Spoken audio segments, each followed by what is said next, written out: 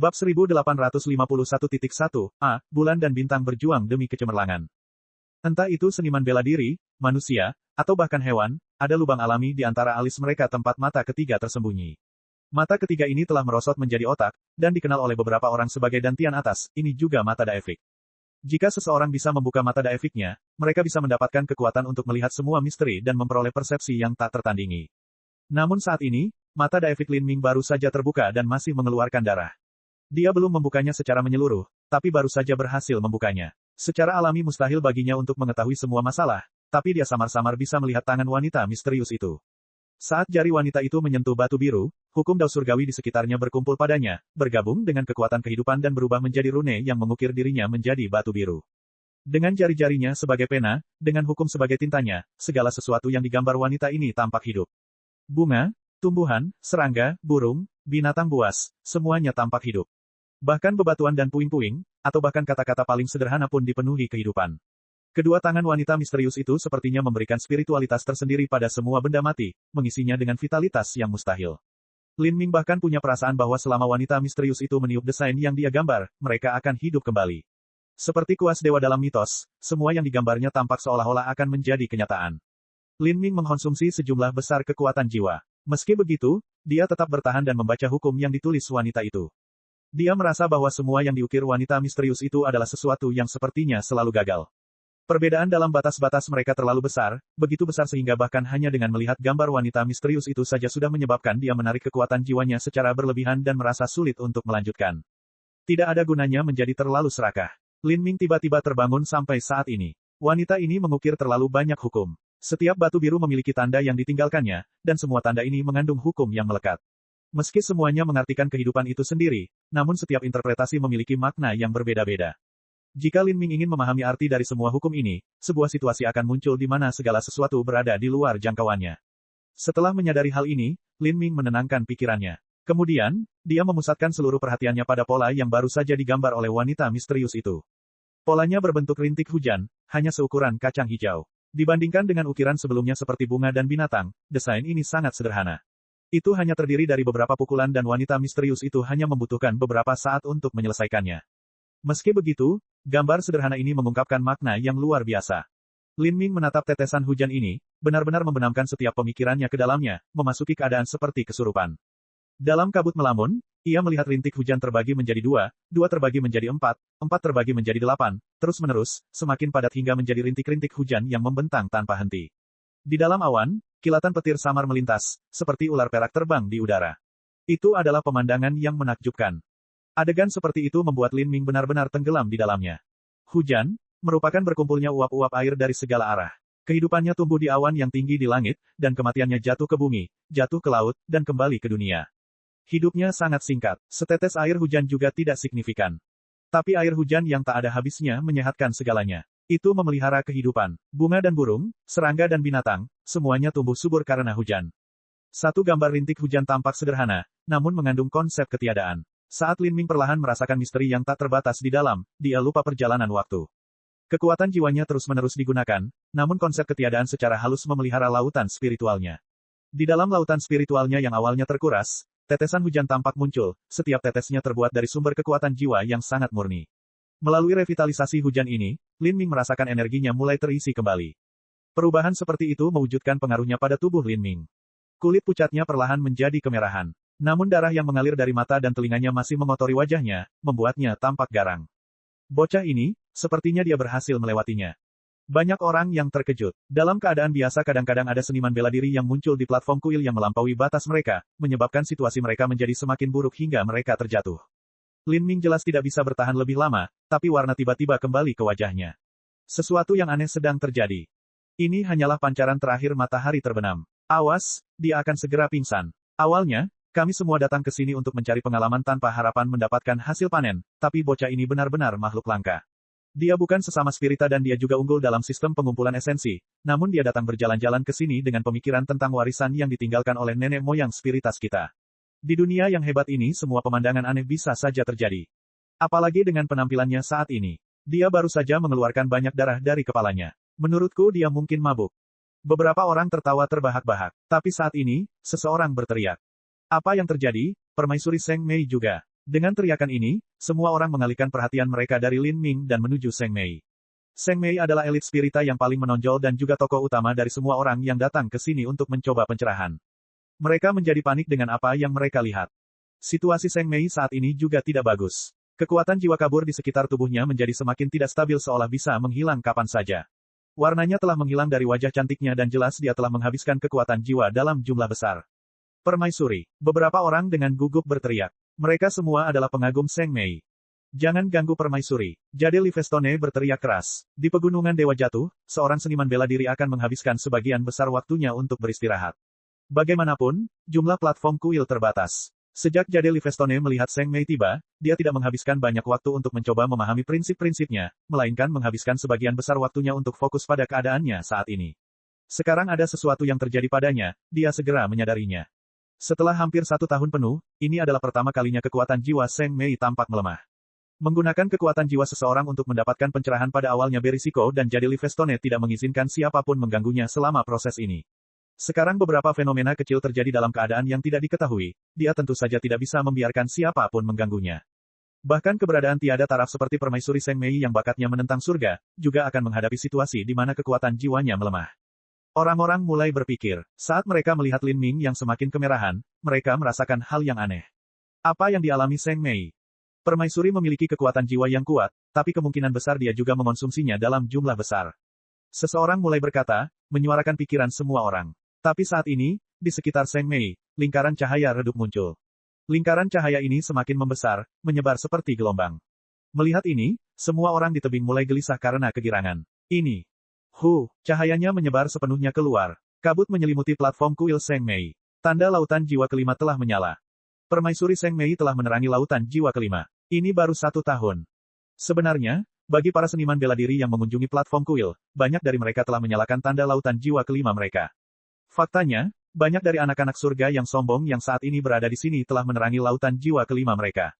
Namun, seringkali mereka harus menghabiskan waktu 5 tahun atau lebih sebelum tanda lautan jiwa memancarkan cahaya paling redup, seperti lilin yang berkelap-kelip di tengah badai.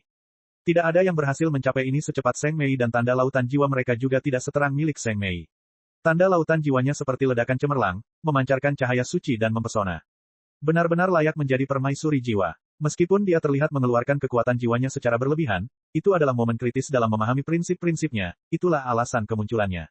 Tetap saja, dia berhasil menerobos rintangan itu. Beberapa orang sangat memuji. Menyalakan lautan jiwa kelima dengan begitu cepat menyebabkan banyak orang berpikir bahwa kali ini, Seng Mei benar-benar mungkin bisa mendapatkan halaman emas pegunungan Dewa Jatuh. Namun kemungkinannya tidak terlalu tinggi.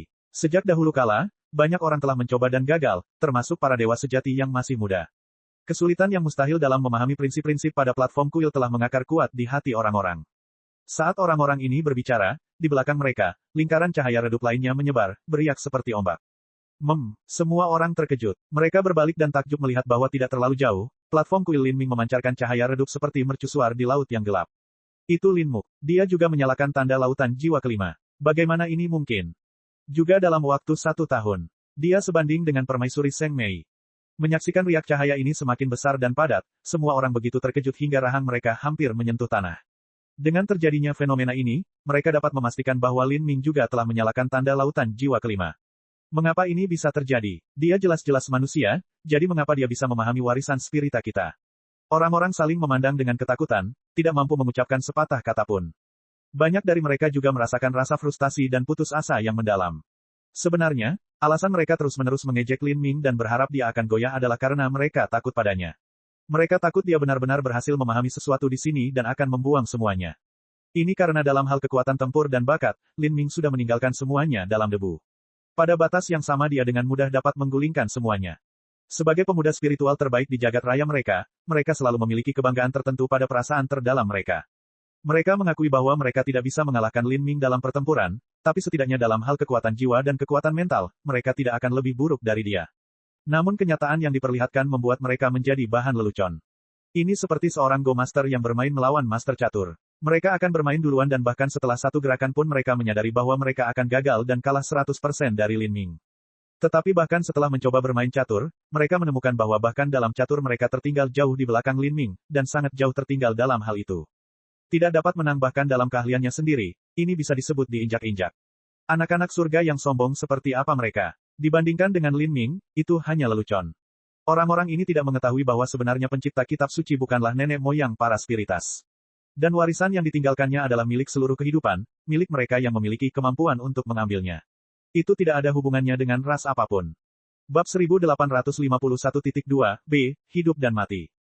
Pada saat ini, para elit spiritas terkemuka di pegunungan Dewa Jatuh semuanya memiliki corak kulit yang jelek, seolah-olah orang tua mereka telah meninggal di depan mereka.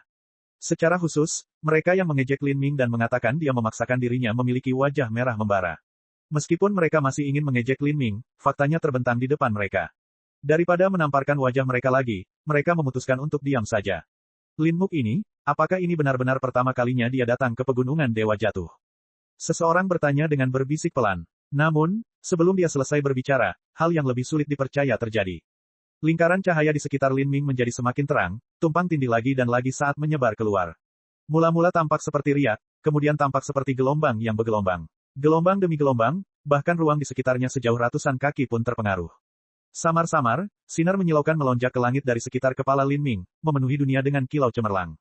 Rasanya seperti bintang bersinar, membuat semua orang sangat terkejut. Fenomena semacam ini bahkan melampaui fenomena Seng Mei.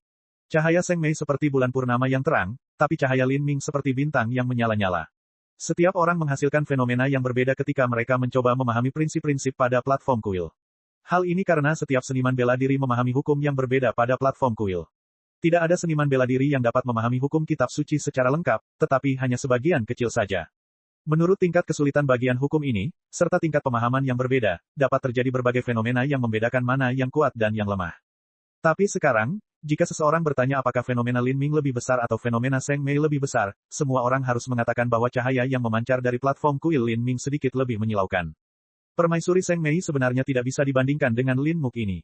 Banyak orang merasa seolah-olah hidup dalam mimpi. Meskipun permaisuri jiwa Seng Mei baru berada pada revolusi ke-7 dan masih memiliki kapasitas luar biasa untuk pertumbuhan di masa depan, siapa yang bisa mengatakan bahwa Lin Ming juga tidak memiliki potensi yang sama? Berhentilah bicara omong kosong. Permaisuri Seng Mei menyalakan tanda lautan jiwa kelima terlebih dahulu, dan fenomena tidak dapat dibedakan berdasarkan seberapa terang cahayanya. Bagaimana kita bisa berharap untuk memahami hukum dengan kompleksitas seperti itu? Banyak pendukung keras Seng Mei yang membantah. Mereka tidak mau percaya bahwa Lin Ming telah melampaui Seng Mei. Dan saat ini, apakah itu Lin Ming atau Seng Mei, tidak ada orang yang tahu apa yang terjadi di dunia luar. Mencoba memahami prinsip-prinsip itu seperti menaiki tangga tipis menuju surga. Itu adalah jalan yang tak ada habisnya dan sepi. Pikiran mereka benar-benar terfokus, tanpa gangguan sedikitpun. Setelah menyalakan tanda lautan jiwa kelima, perjalanan untuk menerangi tanda lautan jiwa keenam memang akan memakan waktu yang lama. Lin Ming seperti pohon kuno yang berakar pada batu, berdiri kokoh dan kokoh di tanah. Seng Mei seperti danau tanpa angin atau ombak, sangat tenang dan damai. Fenomena yang dilihat Seng Mei berbeda dengan apa yang dilihat Lin Ming.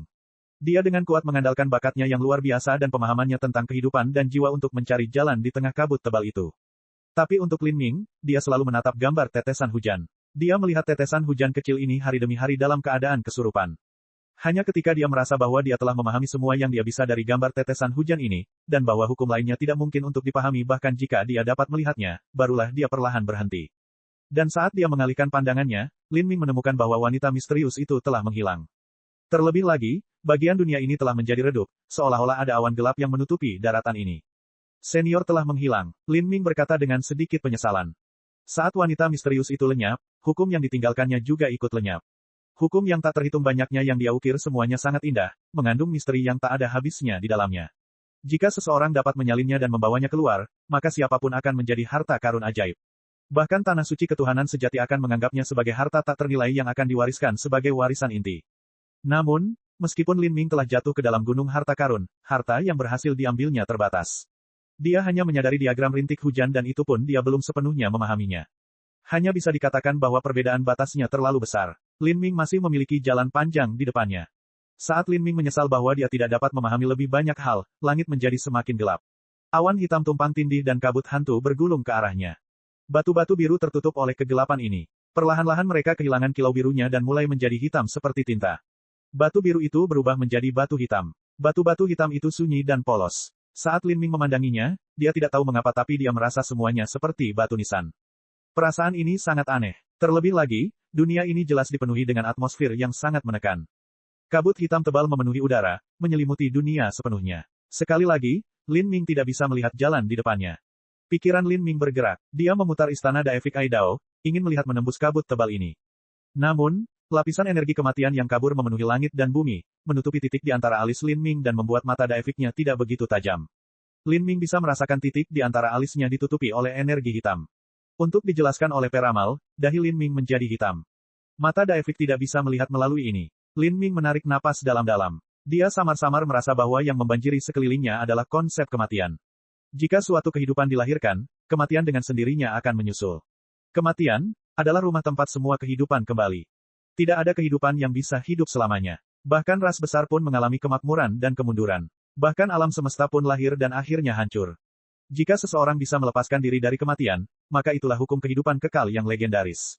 Namun, bahkan pencipta kitab suci pun tidak mampu merangkum hukum kehidupan kekal dengan sempurna. Dalam situasi ini, semua kehidupan harus mengalami konsep kematian, dan ini juga merupakan bagian terpenting dalam hidup. Hal ini karena bagi semua kehidupan, masa hidup mereka tidak berarti apa-apa dibandingkan dengan masa kematian mereka. Tetapi bagaimana saya memahami konsep kematian? Memahami kematian jauh lebih sulit daripada memahami kehidupan. Ini karena Lin Ming adalah makhluk hidup pada awalnya, jadi memahami kehidupan lebih mudah baginya. Tidak mungkin bagi Lin Ming untuk bunuh diri untuk mengalami kematian. Saat segala macam pikiran berpacu di benak Lin Ming, lampu merah menyala dan Ruby muncul di sampingnya. Dia berkata, "Saudara Lin, TTT ada beberapa orang di sana."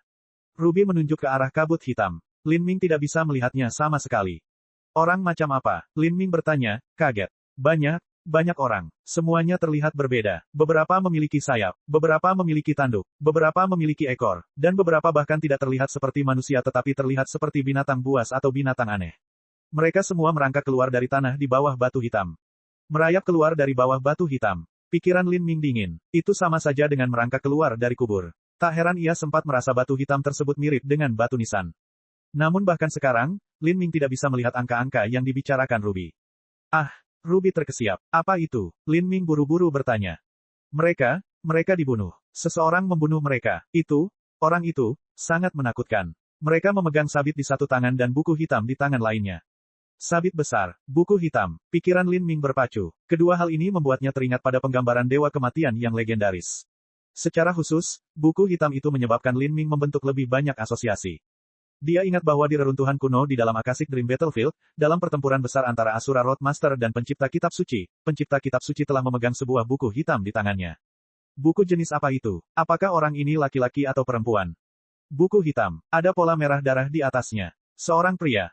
Ruby dengan cepat menghela napas. Untuk beberapa alasan setelah sosok hitam dengan buku hitamnya muncul, dia merasakan perasaan tidak nyaman yang mendalam membengkak dalam dirinya. Lin Ming sudah bisa memastikan bahwa buku hitam yang dibicarakan Ruby kemungkinan adalah buku hitam yang dia lihat di reruntuhan kuno di Akashic Dream Battlefield. Jika ya, apakah orang ini adalah pencipta kitab suci? Lalu siapakah wanita misterius tadi? Pikiran Lin Ming menjadi semakin kusut. Apakah ada dua pencipta kitab suci? Tidak diragukan lagi, sosok hitam yang dilihat Ruby lebih mirip dengan pencipta kitab suci yang pernah dilihatnya di reruntuhan medan perang kuno. Setidaknya mereka berdua laki-laki. Buku hitam. Apakah itu benar-benar halaman emas? Sebelumnya, Lin Ming selalu percaya bahwa halaman emas adalah bagian dari kitab suci yang telah jatuh. Dan, bagian-bagian yang telah dikumpulkan dan disusun bersama membentuk kitab suci spiritas yang ada di tangan Kaisar Jiwa. Tapi sekarang, sepertinya dia salah. Faktanya, hanya memikirkannya sedikit lebih hati-hati, halaman emasnya terlalu besar.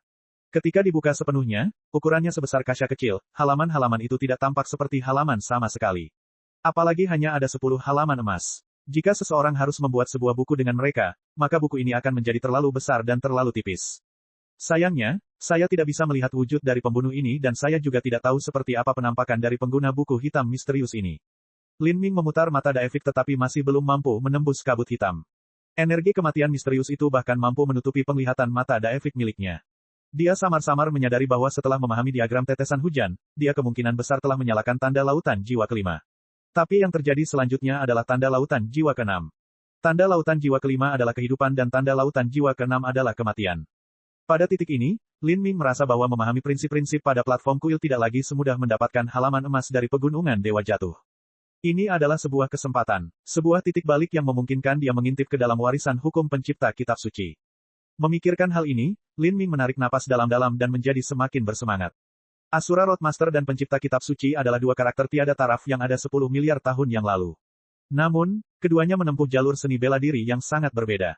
Yang satu fokus ke dalam, yang lain fokus ke luar. Jika dia bisa secara bersamaan mendapatkan warisan dari dua pembangkit tenaga listrik yang tak tertandingi ini dan mengembangkan dunia luar dan dalam, batasan apa yang akan dia capai? Jika dia bisa menggabungkan keduanya maka pencapaiannya di masa depan tidak akan terbayangkan. Dia bahkan mungkin melampaui Asura Roadmaster dan melampaui pencipta kitab suci, membangun batas baru yang belum pernah dicapai sebelumnya. Menyadari hal ini, Lin Ming semakin yakin bahwa platform kuil di Pegunungan Dewa Jatuh sebenarnya adalah harta warisan yang kaya dan juga peluang keberuntungan yang sangat besar.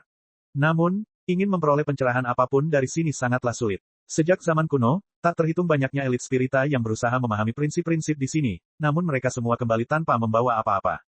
Karena begitu banyak orang yang gagal selama bertahun-tahun, banyak orang datang ke sini dengan pemikiran hanya mencobanya dan percaya bahwa tidak memahami apapun di sini tidak akan rugi sama sekali.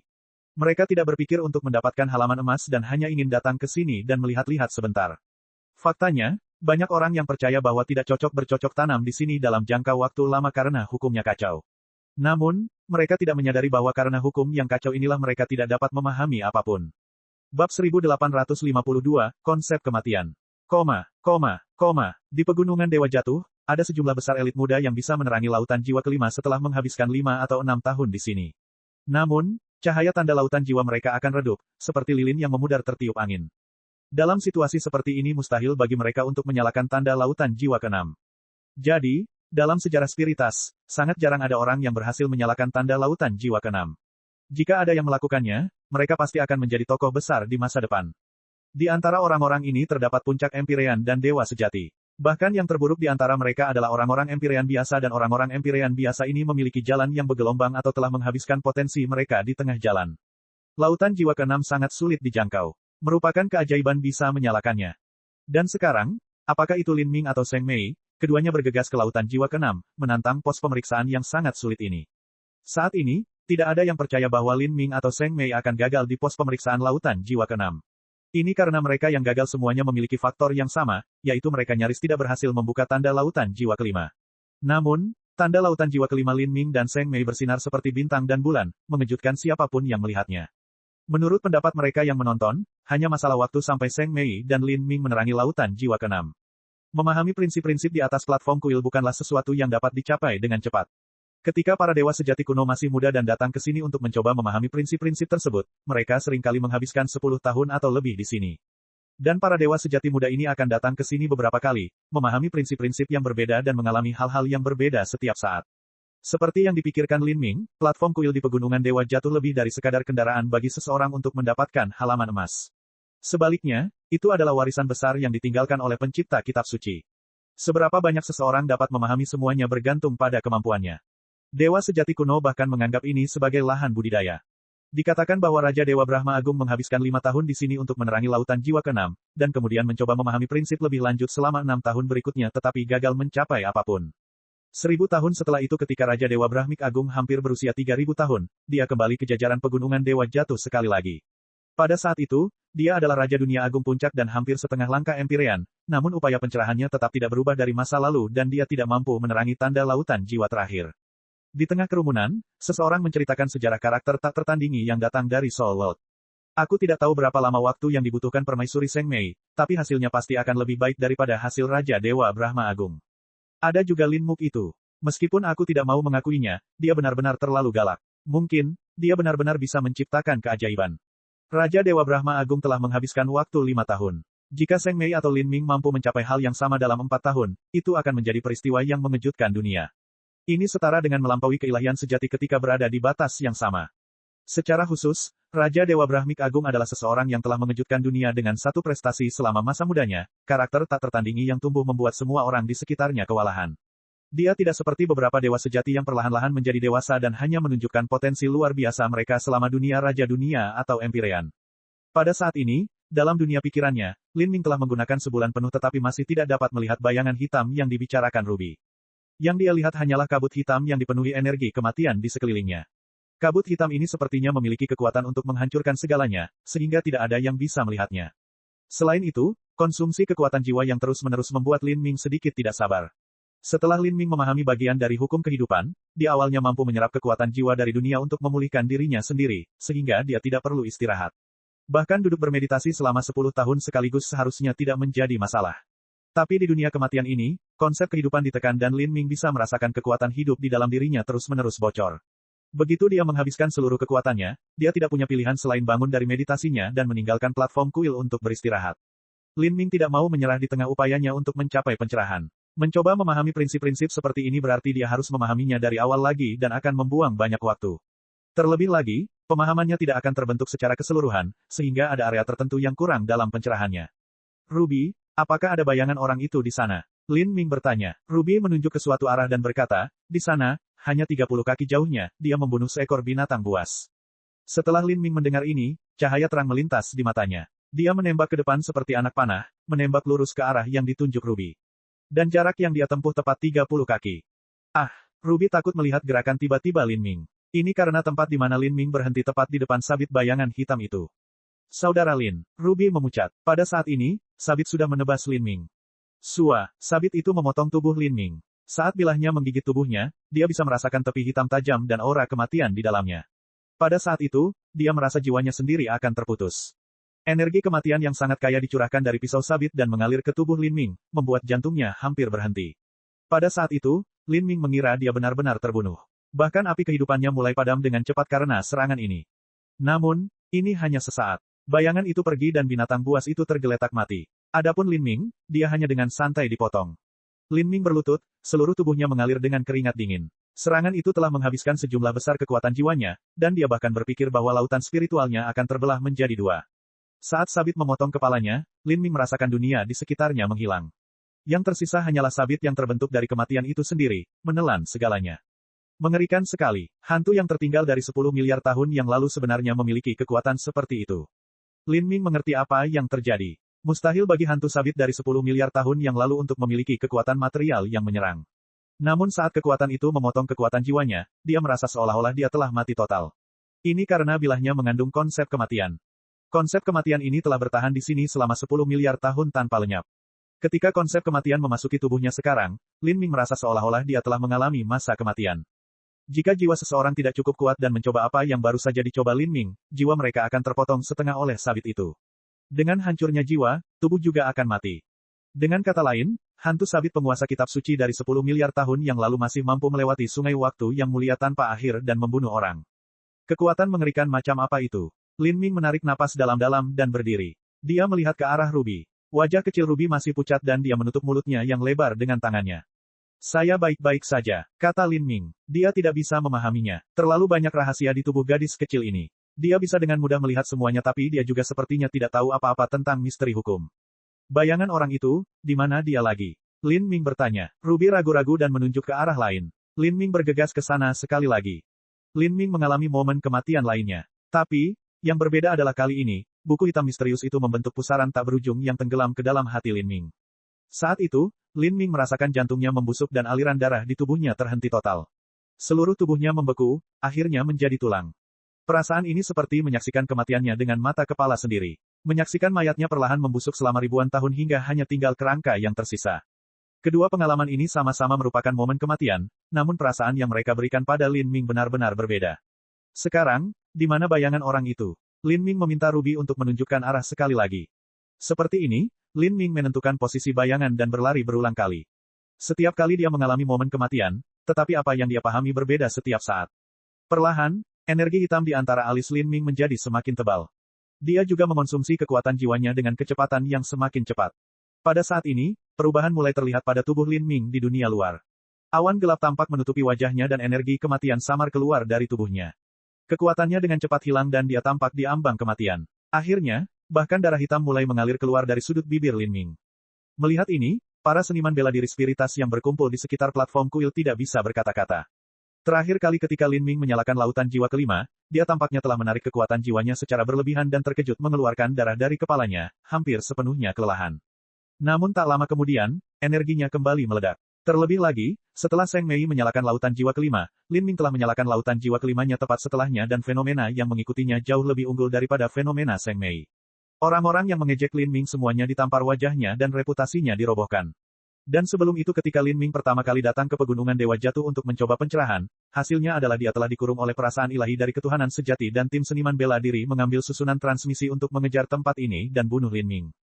Orang-orang itu adalah para elit dari Gunung Dewa Brahmik Agung, tokoh-tokoh yang berhasil menjadi raja dunia ketika mereka berusia 1000 tahun dan memiliki peluang besar untuk menjadi Empyrean di masa depan. Banyak anak-anak surga yang bangga ini memimpin serangan terhadap Lin Ming, bahkan memberikan hadiah setinggi langit sehingga para elit muda lainnya di jajaran pegunungan Dewa Jatuh akan membantu menjatuhkan Lin Ming. Para elit muda di pegunungan Dewa Jatuh telah menyaksikan Lin Ming bertarung sampai seluruh tubuhnya berlumuran darah dan situasinya telah mencapai tingkat yang sangat tragis. Ketika Lin Ming tampak di ambang kekalahan, orang-orang ini telah ikut campur, berharap mendapatkan beberapa keuntungan kecil, tetapi akhirnya, mereka menemui akhir yang mengerikan. Saat para elit muda yang hadir mengingat kembali kejadian setahun yang lalu ketika banyak orang dibantai, mereka merasakan hawa dingin merambat di punggung mereka. Sekarang, para elit muda di pegunungan Dewa Jatuh menyaksikan kulit Lin Ming menjadi gelap, tampak seolah-olah dia telah diracuni dan akan segera mati. Mereka saling melirik, tidak yakin perasaan apa yang ada di hati mereka. Mereka merasa bahwa orang aneh seperti Lin Ming harus benar-benar dihukum oleh surga dan disambar petir. Setiap kali dia tampak hampir kelelahan dan situasinya mengerikan, dia tiba-tiba meledak dengan kekuatan yang menggelikan, menakuti semua orang yang mengawasinya. Namun, meski beberapa orang tidak bisa berkata-kata, beberapa masih belum menyerah. Mereka berkata dengan suara rendah, kali ini, dia pasti berada dalam masalah. Ada terlalu banyak seniman bela diri yang mengelilingi platform kuil dan akan selalu ada orang-orang yang tidak percaya pada tahayul yang tidak masuk akal. Ada juga beberapa orang yang melihat ke arah Zheng Mei. Mereka merasa situasinya saat ini juga buruk. Lagi pula, ketika memahami konsep kematian, tidak mudah bagi seseorang untuk memulihkan kekuatan jiwanya. Bahkan seseorang seperti Zheng Mei harus mengalami banyak masalah saat dia mencoba memahami prinsipnya. Pencerahan Zheng Mei sangat berbeda dari pencerahan Lin Ming. Tapi, dia juga menghadapi energi kematian yang tak ada habisnya di sekelilingnya. Bahkan jika pemahaman Zheng Mei tentang konsep kematian telah mencapai tingkat yang hampir tak terbayangkan, dia masih kesulitan menemukan jalan keluar dari energi kematian yang tak ada habisnya ini dalam waktu singkat. Di lingkungan di mana hanya ada kematian dan tidak ada kehidupan, kekuatan jiwa Zheng Mei juga perlahan-lahan habis. Bab 1853, menyalip. Waktu berlalu, hari demi hari. Tidak peduli seberapa dalam latar belakang Lin Ming atau seberapa kuat fondasinya, kekuatannya tidak ada habisnya. Mustahil baginya untuk ditebas berkali-kali oleh bayangan itu. Dia tidak hanya duduk di sana dan menunggu saat-saat kematian dan sabit-sabit ini tidak menderita sia-sia. Setiap kali Lin Ming mengalami momen kematian, pemahamannya terhadap konsep kematian menjadi semakin mendalam. Perlahan, Lin Ming sudah bisa menyerap energi spiritual di tanah kematian ini untuk memulihkan dirinya secara perlahan. Meskipun tingkat regenerasinya tidak dapat mengimbangi tingkat konsumsinya, situasinya jauh lebih baik dari sebelumnya. Sebulan berlalu. Pada hari ini, saat buku hitam memancarkan cahaya energi hitam yang masuk ke tubuh Lin Ming, halaman emas di dalam tubuh Lin Ming mulai tertarik ke arah energi hitam ini, bersenandung pelan. Pada saat itu, pemandangan di depan Lin Ming berkedip dan dia bisa melihat bayangan redup. Lin Ming mendapati dirinya sesak napas. Jantungnya terperangkap dalam cahaya hitam itu dan mulai berdetak kencang dan kencang. Dia melihatnya. Dia akhirnya melihat bayangan yang memahami konsep kematian. Meskipun itu hanya pandangan sekilas, ini masih meninggalkan bekas yang tak terhapuskan pada perasaan terdalam Lin Ming. Orang ini adalah pencipta kitab suci yang dia lihat di reruntuhan medan perang kuno. Dan perasaan yang diberikan orang ini adalah niat membunuh yang tak terbatas. Dibandingkan dengan wanita misterius sebelumnya, mereka mewakili dua kutub ekstrim. Wanita misterius itu sepertinya adalah ibu dari segala keberadaan, dipenuhi dengan vitalitas yang tak terbatas. Tapi untuk bayangan di depannya ini, rasanya seperti ada kolam darah tak terduga dari neraka di dalam tubuhnya. Yang satu melambangkan kehidupan, yang satu melambangkan kematian, keduanya adalah dua eksistensi yang ekstrim. Adapun halaman emas yang bergetar dalam tubuh Lin Ming, mereka samar-samar beresonansi dengan buku hitam misterius. Konsep hidup dan mati mengalir di dalam diri mereka. Lin Ming memiliki pemahaman yang samar tentang apa yang terjadi. Mungkin kitab suci spiritas yang legendaris sebenarnya hanyalah buku hitam ini. Saat dia mengingat kembali isi halaman emas tersebut, samar-samar dia merasa bahwa halaman emas dan buku hitam adalah bagian sebenarnya dari kitab suci. Tapi, halaman emasnya adalah kehidupan, dan buku hitamnya adalah kematian. Apa yang dikendalikan Kaisar Jiwa haruslah buku kematian yang lengkap dan asli. Adapun halaman kehidupan, Kaisar Jiwa memiliki salinannya. Selain itu, ia juga memiliki beberapa halaman emas. Dengan kata lain, Kaisar Jiwa hampir memiliki seluruh kitab suci. Memikirkan hal ini, Lin Ming menyadari betapa menakutkannya Kaisar Jiwa. Seringkali, apakah suatu ras dapat disebut sebagai ras terkuat atau suatu sekte dapat disebut sebagai sekte nomor satu, tidak melihat populasi atau jumlah masternya, tetapi keberadaan yang paling kuat di antara mereka. Pembangkit tenaga listrik terbesar seringkali menentukan tingkat pengaruhnya. Alasan para spirita berani menyebut diri mereka sebagai ras puncak alam semesta kemungkinan besar karena Kaisar Jiwa dan kitab suci. Tentu saja, keberuntungan Saint Sovereign milik para Saint juga tidak lemah. Ini karena Good Fortune Saint Sovereign memiliki Grand Mist Spirit Bed. Antara salinan asli kitab suci dan Grand Mist Spirit Bed, Lin Ming merasa sulit untuk memutuskan objek ilahi mana yang memiliki pengaruh lebih besar pada pertumbuhan seorang seniman bela diri. Namun, sekarang bukan waktunya memikirkan hal seperti itu. Lin Ming memanfaatkan kemajuan pesatnya dalam memahami konsep kematian dan mulai menyerap kekuatan jiwa di tanah kematian ini. Pada saat yang sama, ia terus mencari hantu pencipta kitab suci, menahan serangannya dan memahami misteri konsep kematian dalam waktu singkat itu. Berkali-kali, Lin Ming mengalami saat-saat kematian. Perlahan-lahan, pemulihan kekuatan jiwanya telah mencapai tingkat konsumsinya. Beberapa bulan lagi berlalu, tingkat pemulihan Lin Ming mulai tumbuh lebih besar dari tingkat konsumsinya. Kekuatan fisik, vitalitas, dan energinya mulai pulih dengan cepat. Di antara alis Lin Ming, mata Daefik bersinar terang. Setiap gerakan bayangan tampak melambat, memungkinkan Lin Ming untuk mendapatkan pemahaman yang lebih baik tentang mereka. Dia menahan serangan bayangan tanpa akhir. Belakangan, dia bahkan mulai meniru bayangan, meniru gerakannya dan perubahan auranya. Semakin Lin Ming mencoba menyalin bayangan ini, semakin dia bisa merasakan betapa menakutkannya batas orang lain ini. Meski tindakannya tampak sederhana dan gamblang, namun sebenarnya mengandung misteri yang tak ada habisnya. Bulan demi bulan, Lin Ming tersesat dalam keadaan mabuk. Dan di dunia luar, para seniman bela diri di sekitar platform kuil menyaksikan tanpa daya. Memang, Lin Ming yang seperti kecoa ini tidak bisa diremehkan. Jika ada yang berpikir Lin Ming baik untuk ditindas hanya karena dia menunjukkan tanda-tanda melemah, mereka pasti akan mengalami nasib yang menyedihkan. Namun di saat yang sama, Seng Mei juga memulihkan dirinya. Bakatnya luar biasa. Dia tidak membiarkan gadis kecil berpakaian merah mengikuti di sampingnya dan memberikan petunjuknya, melainkan mengandalkan sepenuhnya pada intuisinya sendiri untuk menemukan jalan menuju konsep kematian dalam kabut hitam tebal. Jalannya dalam memahami prinsip-prinsip itu jauh lebih sulit daripada jalan Lin Ming. Seperti ini, Seng Mei dan Lin Ming menghabiskan lebih dari 2 tahun di platform kuil. Berita tentang kompetisi Seng Mei dan Lin Ming dan fakta bahwa mereka telah membuka lautan jiwa kelima dan bergegas menuju lautan jiwa keenam telah lama menyebar ke seluruh Akashic Dream Universe. Selama 2 tahun terakhir ini, semakin banyak seniman bela diri yang bergegas menuju pegunungan Dewa Jatuh.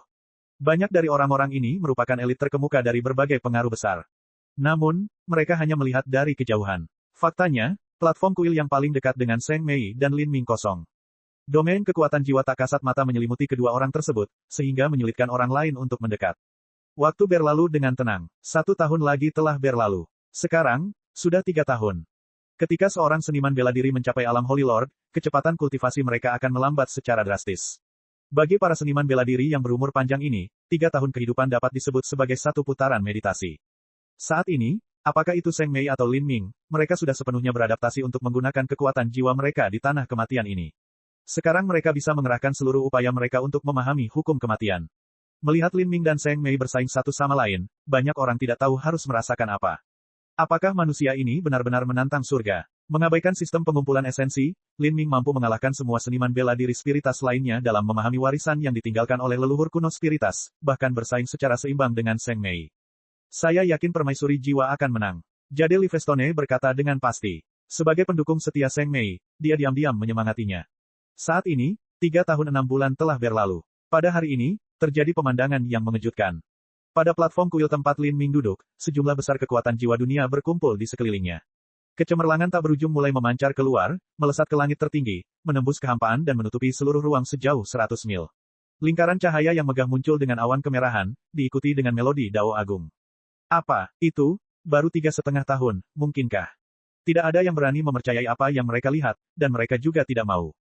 Tapi kenyataannya kejam dan tanpa ampun. Pada platform kuil tempat Lin Ming duduk, terletak di dalam tebing terjal, tanda aneh mulai menyala. Seperti nyala api, cahaya ilahi yang berkilauan bersinar, memancarkan makna sebenarnya dari dao besar dan menyebabkan dunia di sekitar jajaran pegunungan Dewa Jatuh beresonansi. Tanda lautan jiwa ke-6 telah menyala. Adegan ini disaksikan oleh para elit Soul World yang tak terhitung jumlahnya.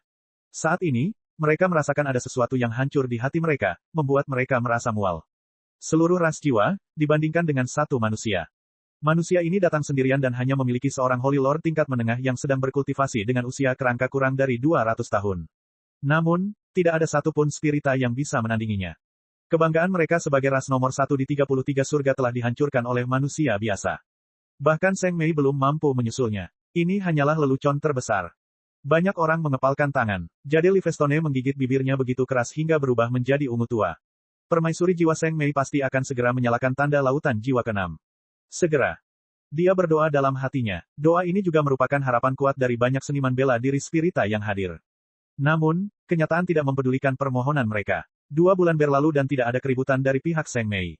Pada saat ini, Seng Mei mengatupkan kedua alisnya, seolah-olah dia telah menemui hambatan dalam pencerahannya.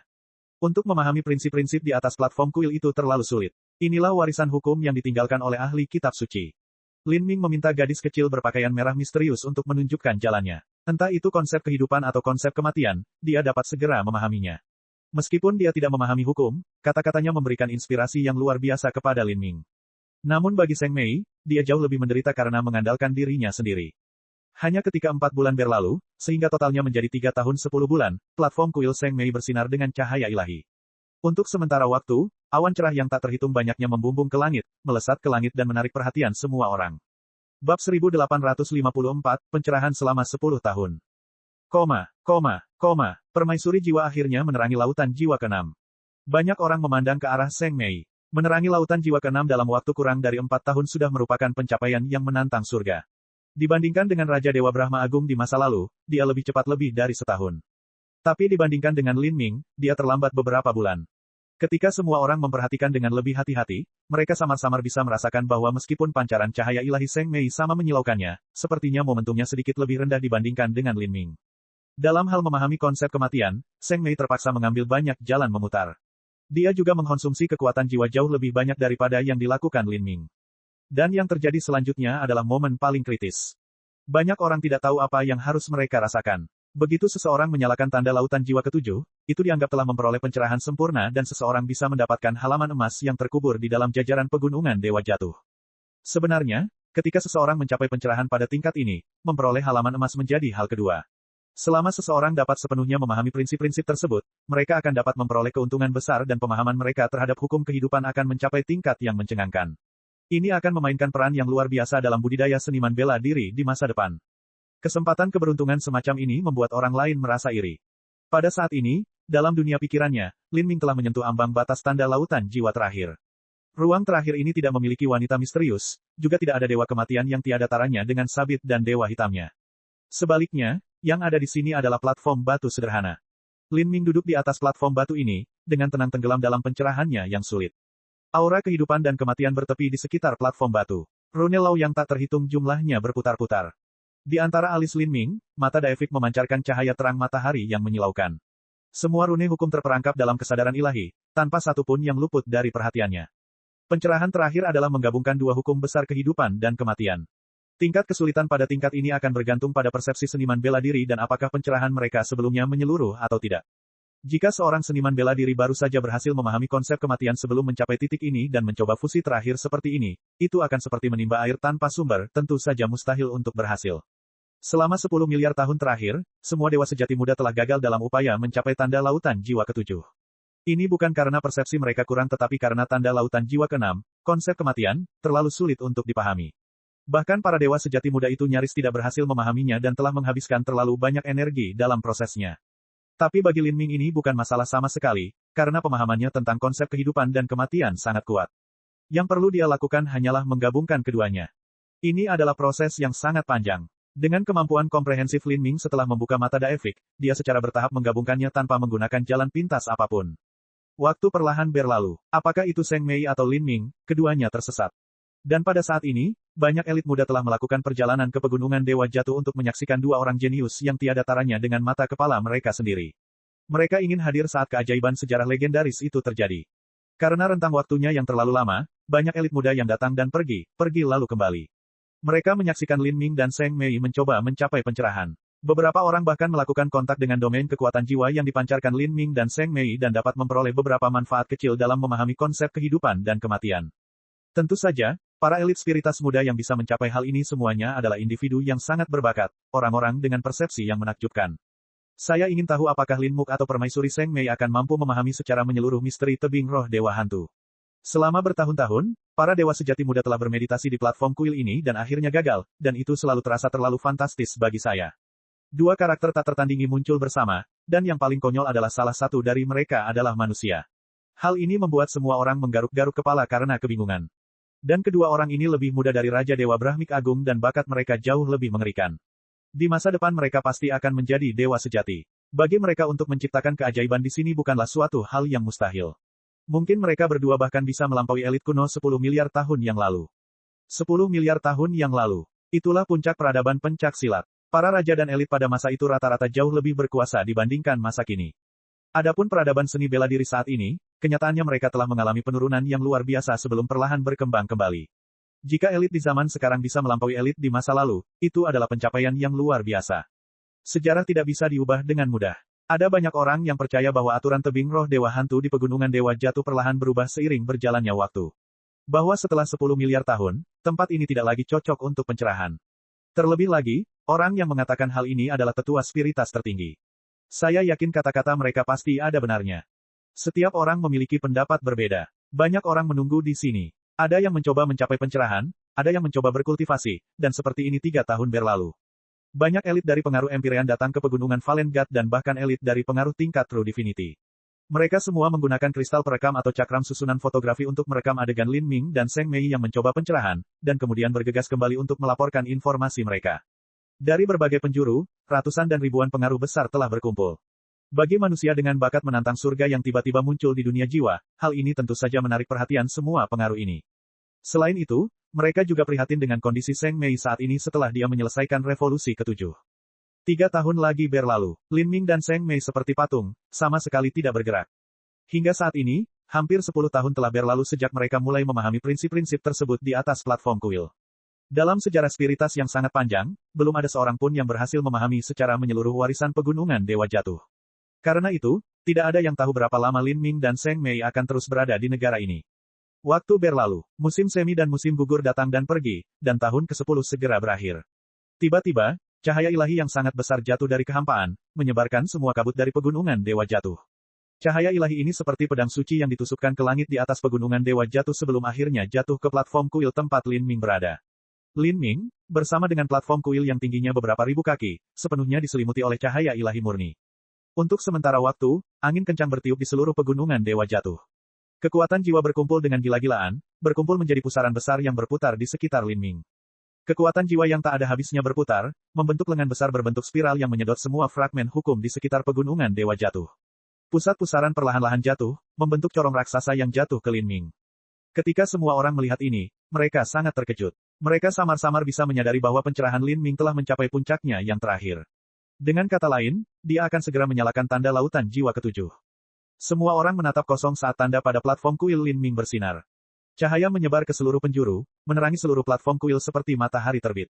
Tanda jiwa ke-7 telah menyala. Melihat adegan ini, meskipun para elit spiritas telah menguatkan pikiran mereka untuk hal itu, mereka masih tercengang. Mereka merasa sulit untuk mengungkapkan kata-kata apapun. Ini karena mereka tahu ini adalah momen di mana sejarah sedang ditulis ulang. Lin Ming telah menciptakan sejarahnya sendiri. Dan yang paling sulit mereka terima adalah bahwa orang yang menciptakan sejarah ini sebenarnya adalah manusia. Dia telah mengambil warisan yang tidak dapat diambil oleh elit spiritas selama bertahun-tahun. Hasil ini membuat seluruh elit spiritas merasa frustasi. Adapun pendukung Zheng Mei seperti Jadi Livestone dan yang lainnya, mereka merasa mual. Ini, seorang elit spiritas tiba-tiba menunjuk ke arah langit. Di pusaran ungu itu, energi biru dan hitam beredar, seperti diagram yin-yang. Kedua energi ini terjalin bersama, saling mengandalkan dan memperkuat satu sama lain. Adegan ini berlanjut selama beberapa waktu. Perlahan-lahan, kedua energi ini menghilang, menyebar dan menjadi garis-garis rune di langit.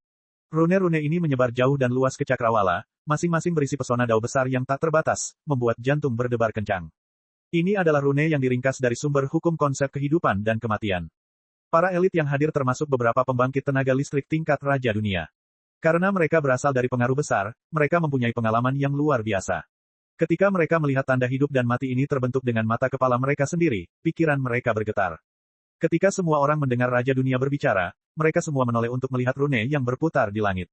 Kebanyakan dari mereka tidak dapat memastikan misteri yang terkandung di dalam rune, tapi mereka masih bisa merasakan dengan jelas betapa menakutkannya rune ini.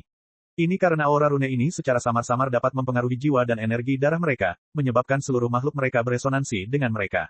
Inilah sumber hukum kehidupan dan kematian. Banyak seniman bela diri yang datang ke Pegunungan Dewa Jatuh mungkin tidak dapat memahami prinsip-prinsip mendalam apapun, namun mereka masih tahu bahwa di platform yang bersinar, fokus utamanya adalah pada hukum kehidupan dan kematian. Ketika kedua hukum ini digabungkan, mereka menciptakan keberadaan itu sendiri. Melihat rune menari di udara, para seniman bela diri ini merasa cemburu. Jika mereka bisa mendapatkan satu rune dan merasakannya, maka manfaat dari budidaya mereka bisa dibayangkan. Dan ketika mata mereka berkobar karena keserakahan, mereka memfokuskan pandangan mereka pada rune hukum ini dengan harapan bahwa mereka akan dapat memahami sesuatu. Namun tiba-tiba, pusaran itu bertambah cepat sebelum perlahan-lahan menetap dan menyatu pada satu titik. Angin bertiup kencang. Dengan Lin Ming sebagai pusatnya, semua rune hukum ini menyapu dirinya, seolah-olah dia adalah seekor ikan paus yang sedang minum air. Ini. Mata semua orang membelalak. Mereka menyaksikan tanpa daya ketika ratusan dan ribuan rune Lau jatuh ke tubuh Lin Ming, menghilang seperti kepingan salju yang jatuh ke air. Kebenaran tertinggi dari Dao Surgawi telah membentuk tanda mistik yang mengukir diri mereka ke dalam tulang dan darah Lin Ming.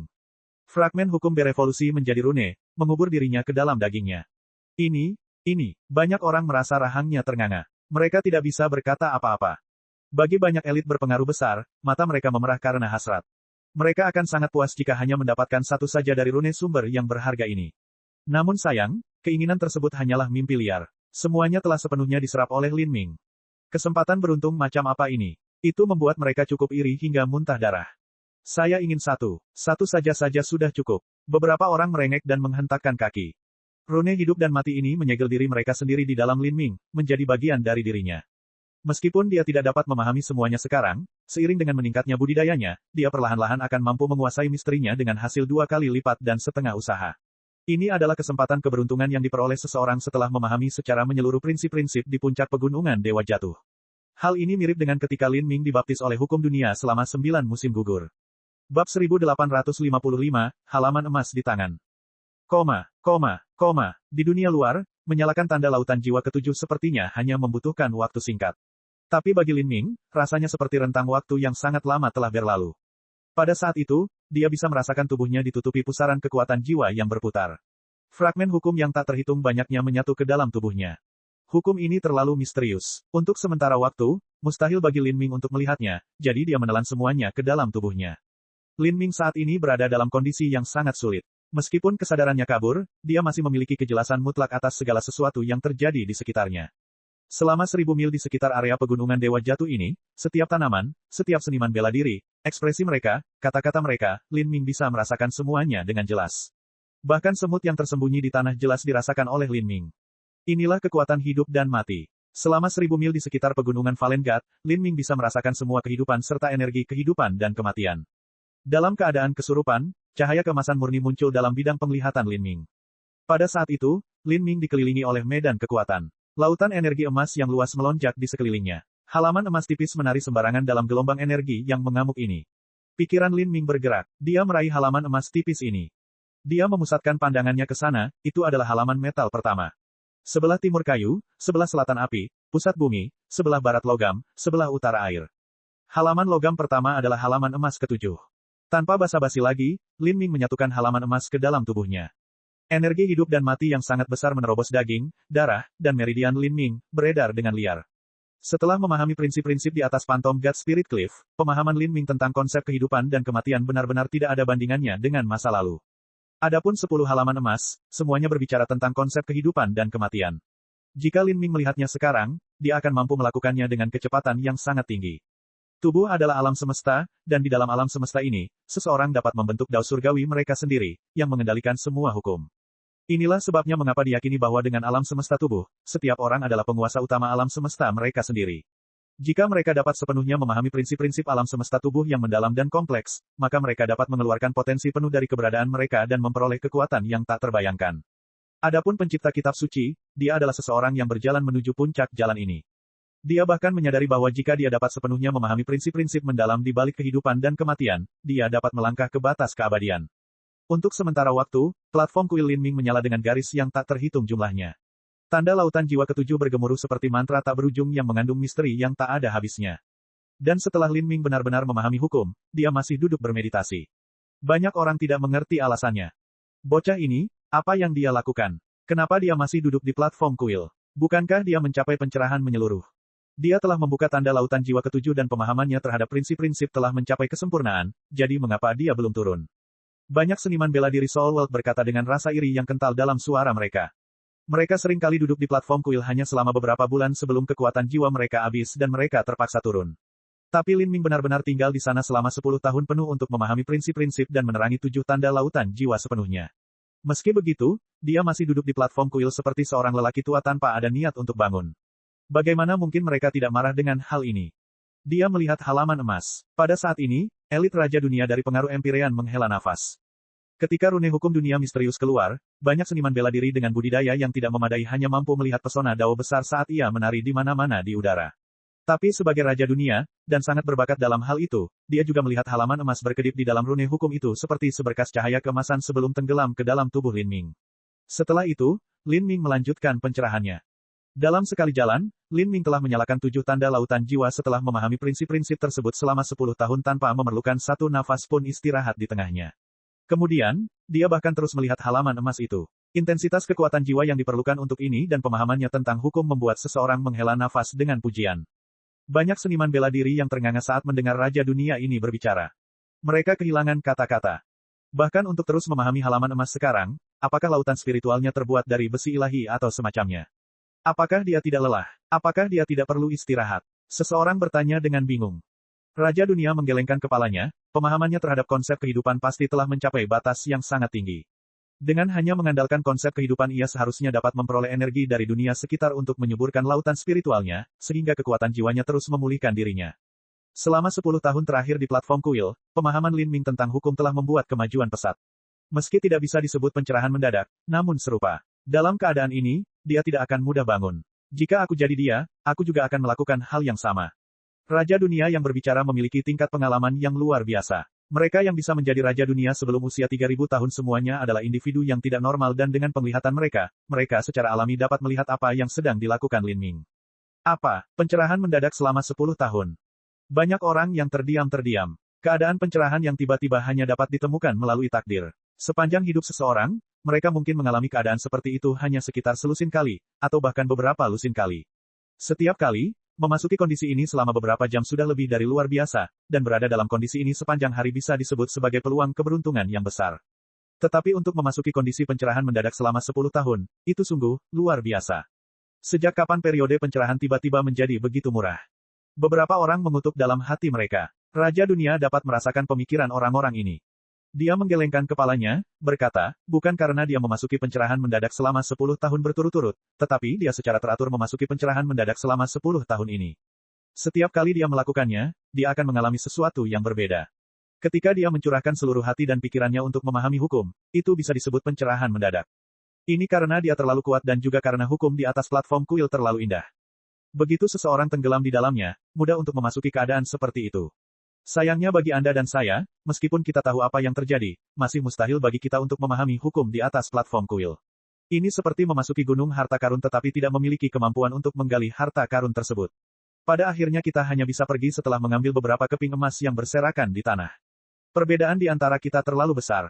Raja Dunia menghela nafas. Hukum di pegunungan Dewa Jatuh sebenarnya tidak kacau, hanya saja mereka tidak mampu memahaminya. Dan sebenarnya, Permaisuri Jiwa juga berada dalam kondisi yang sama, tapi, perbedaannya adalah dia sedikit lebih lambat dari Lin Muk. Seseorang melihat ke arah Seng Mei. Saat ini, Seng Mei diselimuti lingkaran cahaya lembut dan misterius, seperti Dewi Suci dari surga tertinggi. Dia sama sekali tidak menyadari apa yang terjadi di dunia luar.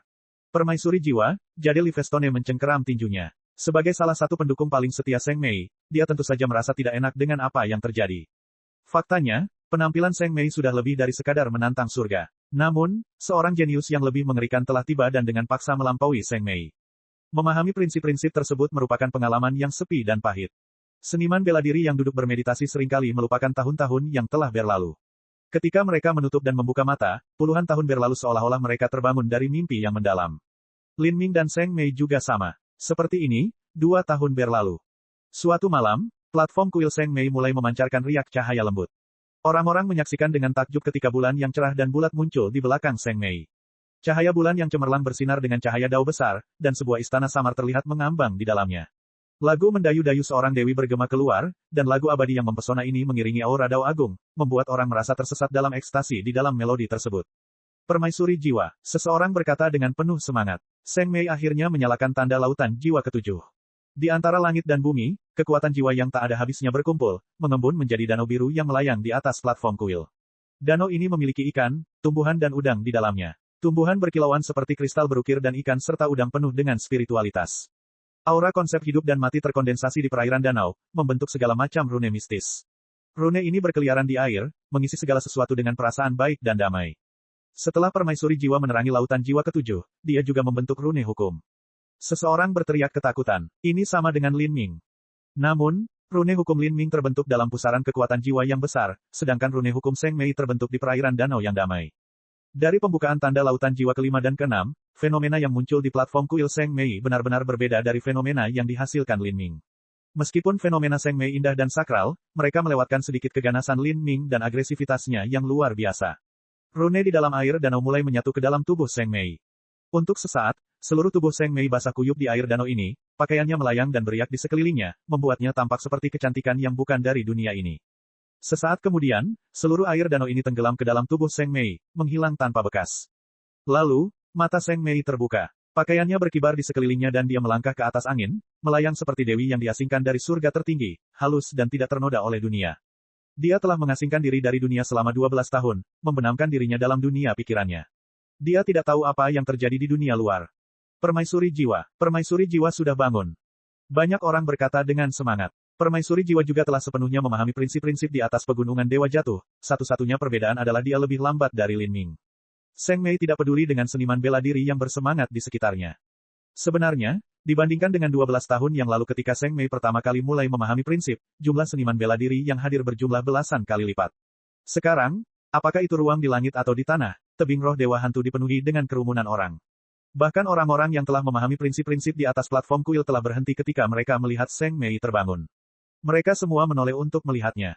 Setelah ditatap oleh semua orang ini, dan bahkan dengan jumlah seniman bela diri yang puluhan kali lebih banyak daripada aslinya, ekspresi Seng Mei tidak berubah sama sekali. Dia perlahan menikmati apa yang dia alami dan peroleh selama 12 tahun terakhir ini. Saya, akhirnya menyadari hukum di atas platform kuil. Meskipun saya hanya memahami ujung hukum di sini, saya masih melakukannya. Setelah saya menyelesaikan revolusi ke-8, saya dapat kembali ke pegunungan Dewa Jatuh dan memahami lebih banyak hal. Seng Mei telah memahami prinsip-prinsip tersebut selama 12 tahun dan sepenuhnya menyadari betapa sulitnya untuk melakukannya. Tidak mengherankan bahwa selama miliaran tahun, belum ada satupun seniman bela diri spiritas yang berhasil membuka sepenuhnya 7 tanda lautan jiwa.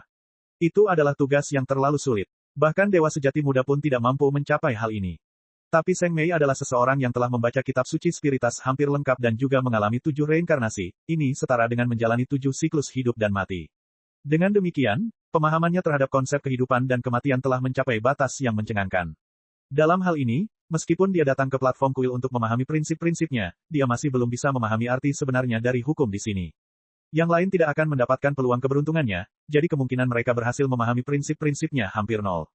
Bab 1856, Menang dan Kalah. Mengingat 12 tahun dalam memahami prinsip-prinsip, khususnya membuka tanda lautan jiwa ke-6, kesulitan dari ujian ini membuat orang tercengang. Bahkan Seng Mei hampir jatuh dari platform kuil, tidak dapat melanjutkan. Jika ini terjadi, Seng Mei tidak lagi mampu memahami prinsip-prinsip sepenuhnya dalam satu upaya. Tentu saja hal ini akan menjadi sebuah kekecewaan yang luar biasa. Saat semua pemikiran ini melintas di benaknya, dia melihat ke arah Lin Ming. Dia melihat Lin Ming masih duduk di platform kuilnya, belum selesai dengan meditasinya.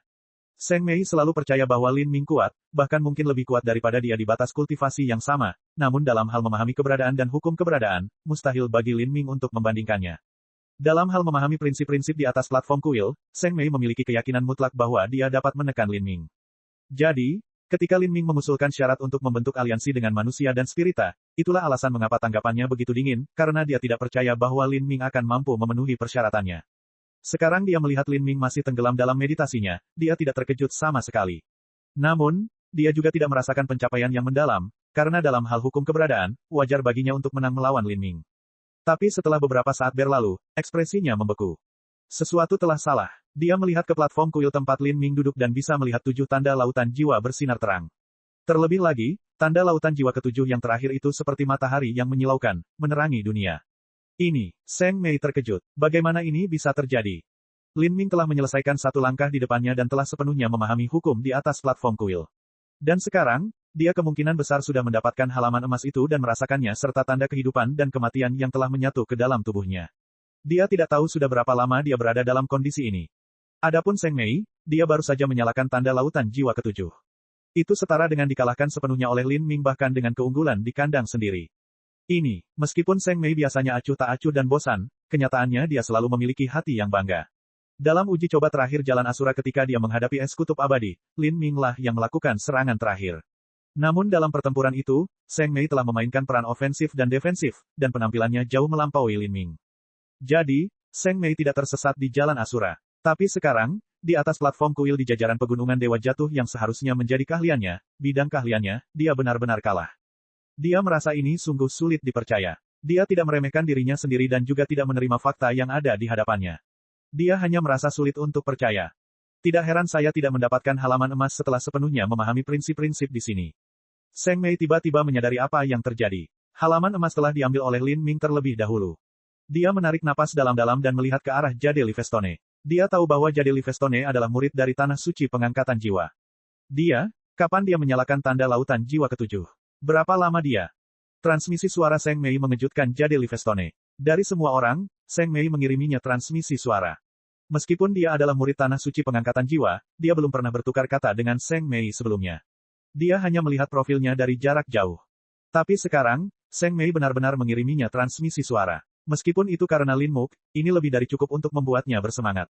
Hanya saja pertanyaan Seng Mei membuatnya sedikit tertekan setelah kegembiraan awalnya mereda. Seng Mei telah kalah. Menurut pendapatnya, dia adalah eksistensi maha kuasa, sebuah bakat yang belum pernah terjadi sebelumnya sejak zaman kuno bahkan di seluruh 33 surga. Meski begitu, dia telah kalah dari manusia. Mi melapor ke Permaisuri Jiwa, Lin Muk menggunakan 10 tahun, dia lebih awal dari Permaisuri, 2 tahun. Karena kebahagiaannya, suara Jade Livestone bergetar. 2 tahun, murid Seng Mei menyusut. Dia sepenuhnya menyadari betapa sulitnya memahami prinsip-prinsip di atas platform kuil. Dia pikir dia telah mencapai puncak kemungkinan dalam hal kecepatan, tapi dia sudah 2 tahun di belakang Lin Ming. Bagaimana dia mencapai hal ini? Saat dia mengingat konsep kematian dari tanda lautan jiwa ke-6 serta perlu menggabungkan konsep kehidupan dan kematian bersama-sama untuk tanda lautan jiwa ke-7, Seng Mei bingung menjelaskan bagaimana Lin Ming melakukan ini di waktu 10 tahun yang singkat. Betapa menakutkannya. Ini adalah pertama kalinya Seng Mei merasakan teror dari Lin Ming. Selain Kaisar Jiwa, belum pernah ada orang yang memberinya perasaan seperti itu. Dan alasan dia merasakan perasaan seperti itu dari Kaisar Jiwa adalah karena kekuatannya benar-benar mengerikan. Ketika Kaisar Jiwa masih muda, sebenarnya pencapaiannya mirip dengan pencapaian Raja Dewa Brahma Agung. Hanya ketika dia menjadi seorang Empyrean barulah dia melayang ke surga, dan salah satu alasan utama di balik ini tentu saja adalah kitab suci spiritas. Adapun Lin Ming, bakat mentahnya menakutkan. Itu membuat siapapun tersesat dalam debunya. Setelah menenangkan diri, Seng Mei menghela nafas. Kemudian, dia duduk dan mulai bermeditasi di platform kuil. Samar-samar, perasaan aneh muncul di hatinya. Dia melihat ke arah Lin Ming, dan tempat dia melihat ada di belakangnya. Seng Mei berkata dengan ringan, alisnya menyatu. Pada saat singkat itu dia merasakan bentuk kehidupan yang samar di belakang Lin Ming, kekuatan-kekuatan jiwa yang jauh lebih murni yang bahkan lebih murni dari miliknya. Ruby terkejut. Dia dengan cepat bersembunyi di laut spiritual Lin Ming. Ini adalah pertama kalinya dia bertemu seseorang yang bisa merasakannya. Ketika dia melihat Seng Mei berhasil memahami prinsip-prinsipnya, dia dipenuhi rasa ingin tahu dan keluar untuk melihatnya. Tapi, dia tidak menyangka dia akan diperhatikan oleh Seng Mei. Perasaan ilahinya yang tajam jauh melampaui perasaan seorang Empyrean. Sebuah ilusi. Seng Mei sedikit mengernyit. Dia tidak percaya ada masalah dengan akal ilahi, jadi dia menghubungkan apa yang dia alami sekarang dengan sesuatu di tubuh Lin Ming. Dia tidak tahu bahwa alasan dia kalah dari Lin Ming bukan karena persepsinya lebih rendah, tapi karena kekuatan jiwa murni yang tak tertandingi yang baru saja dia rasakan. Lin Ming memiliki gadis kecil misterius yang membantunya, tapi Seng Mei bergantung pada dirinya sendiri. Jika keduanya berkompetisi secara adil, hasilnya akan sangat berbeda. Tentu saja, tidak peduli apa alasannya, Lin Ming bertemu dengan gadis kecil berpakaian merah itu bisa disebut sebagai kesempatan keberuntungannya dan Seng Mei tetap dikalahkan.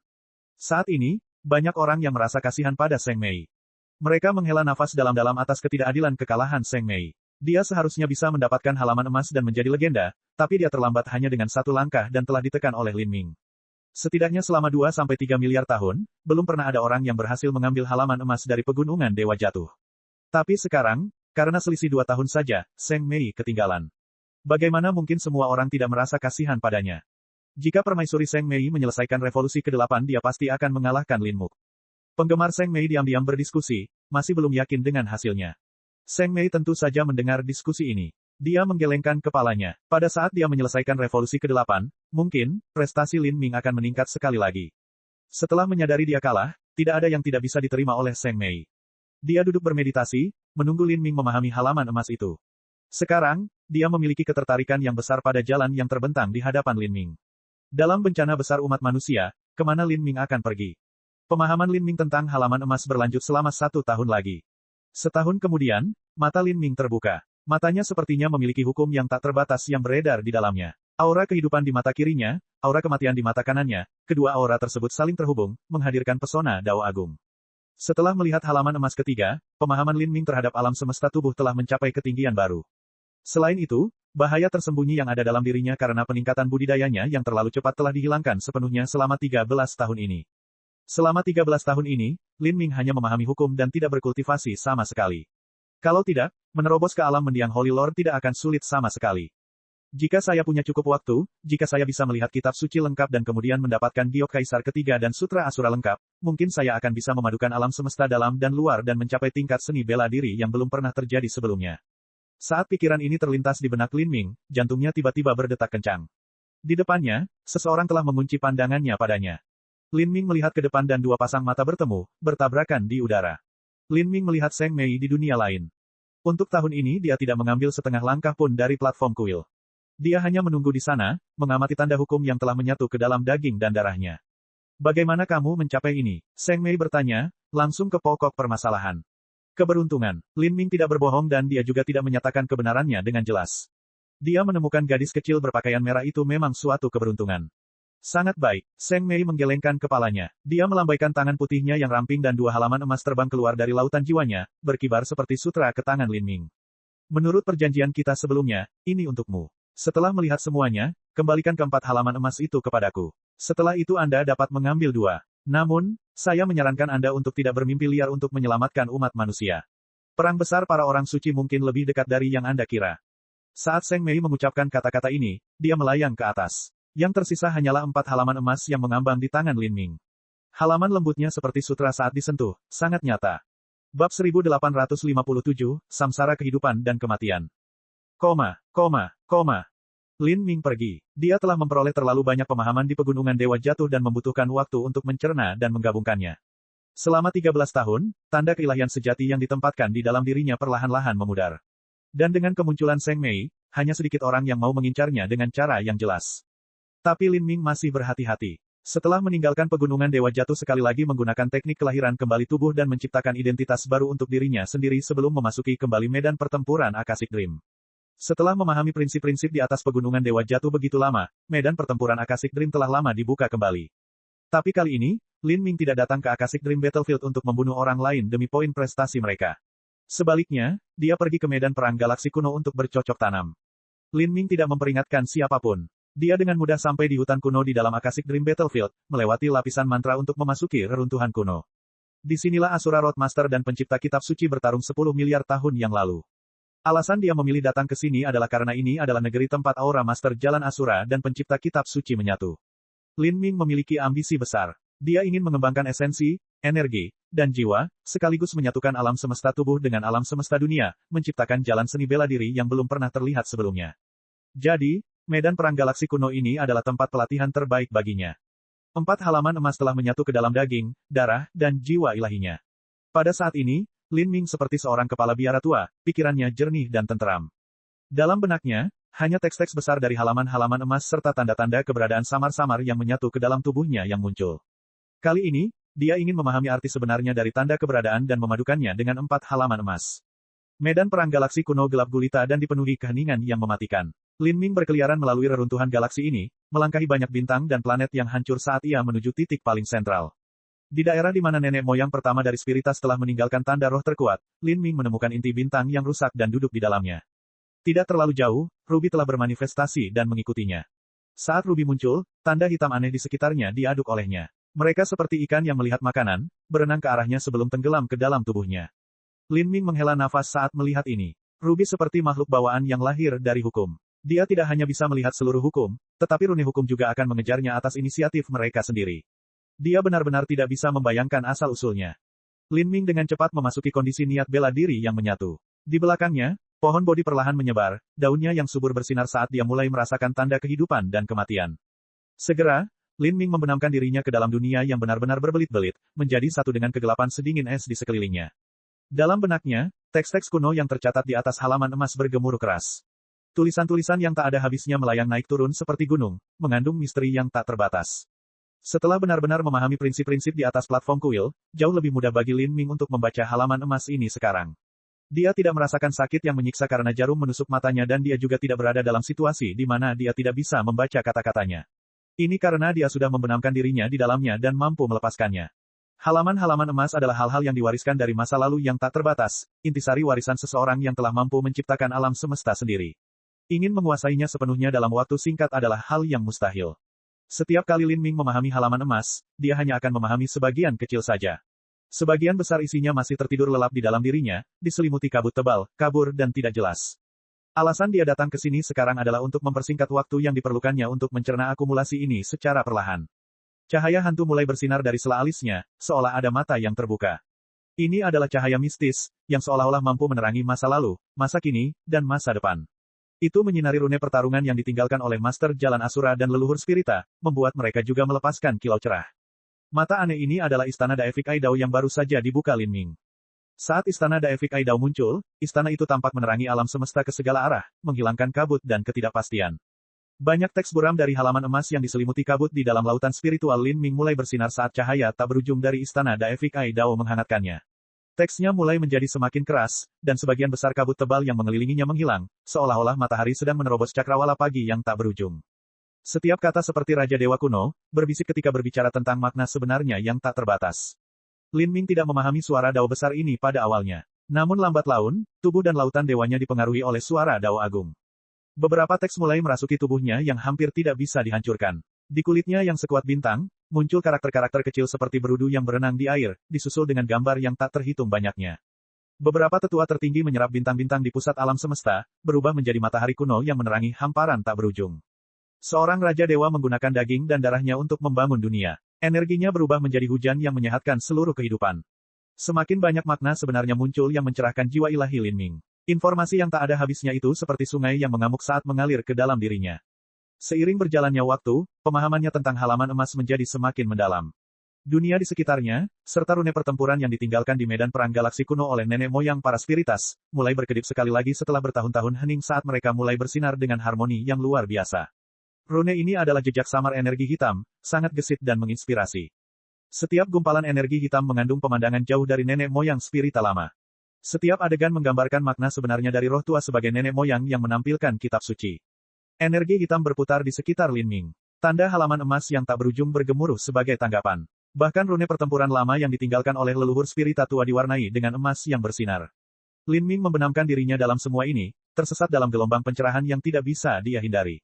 Alam semesta, ruang dan waktu, hidup dan mati.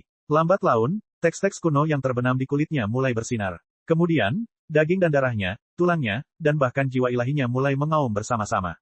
Saat suara gemuruh ini menyebar, dia jatuh kesurupan dan terdiam.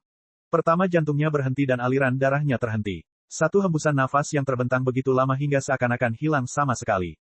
Dia duduk sendirian di medan perang galaksi kuno yang gelap dan sedingin es. Dalam kehampaan, dia tampak melebur ke dalam inti bintang yang hancur di mana dia berada.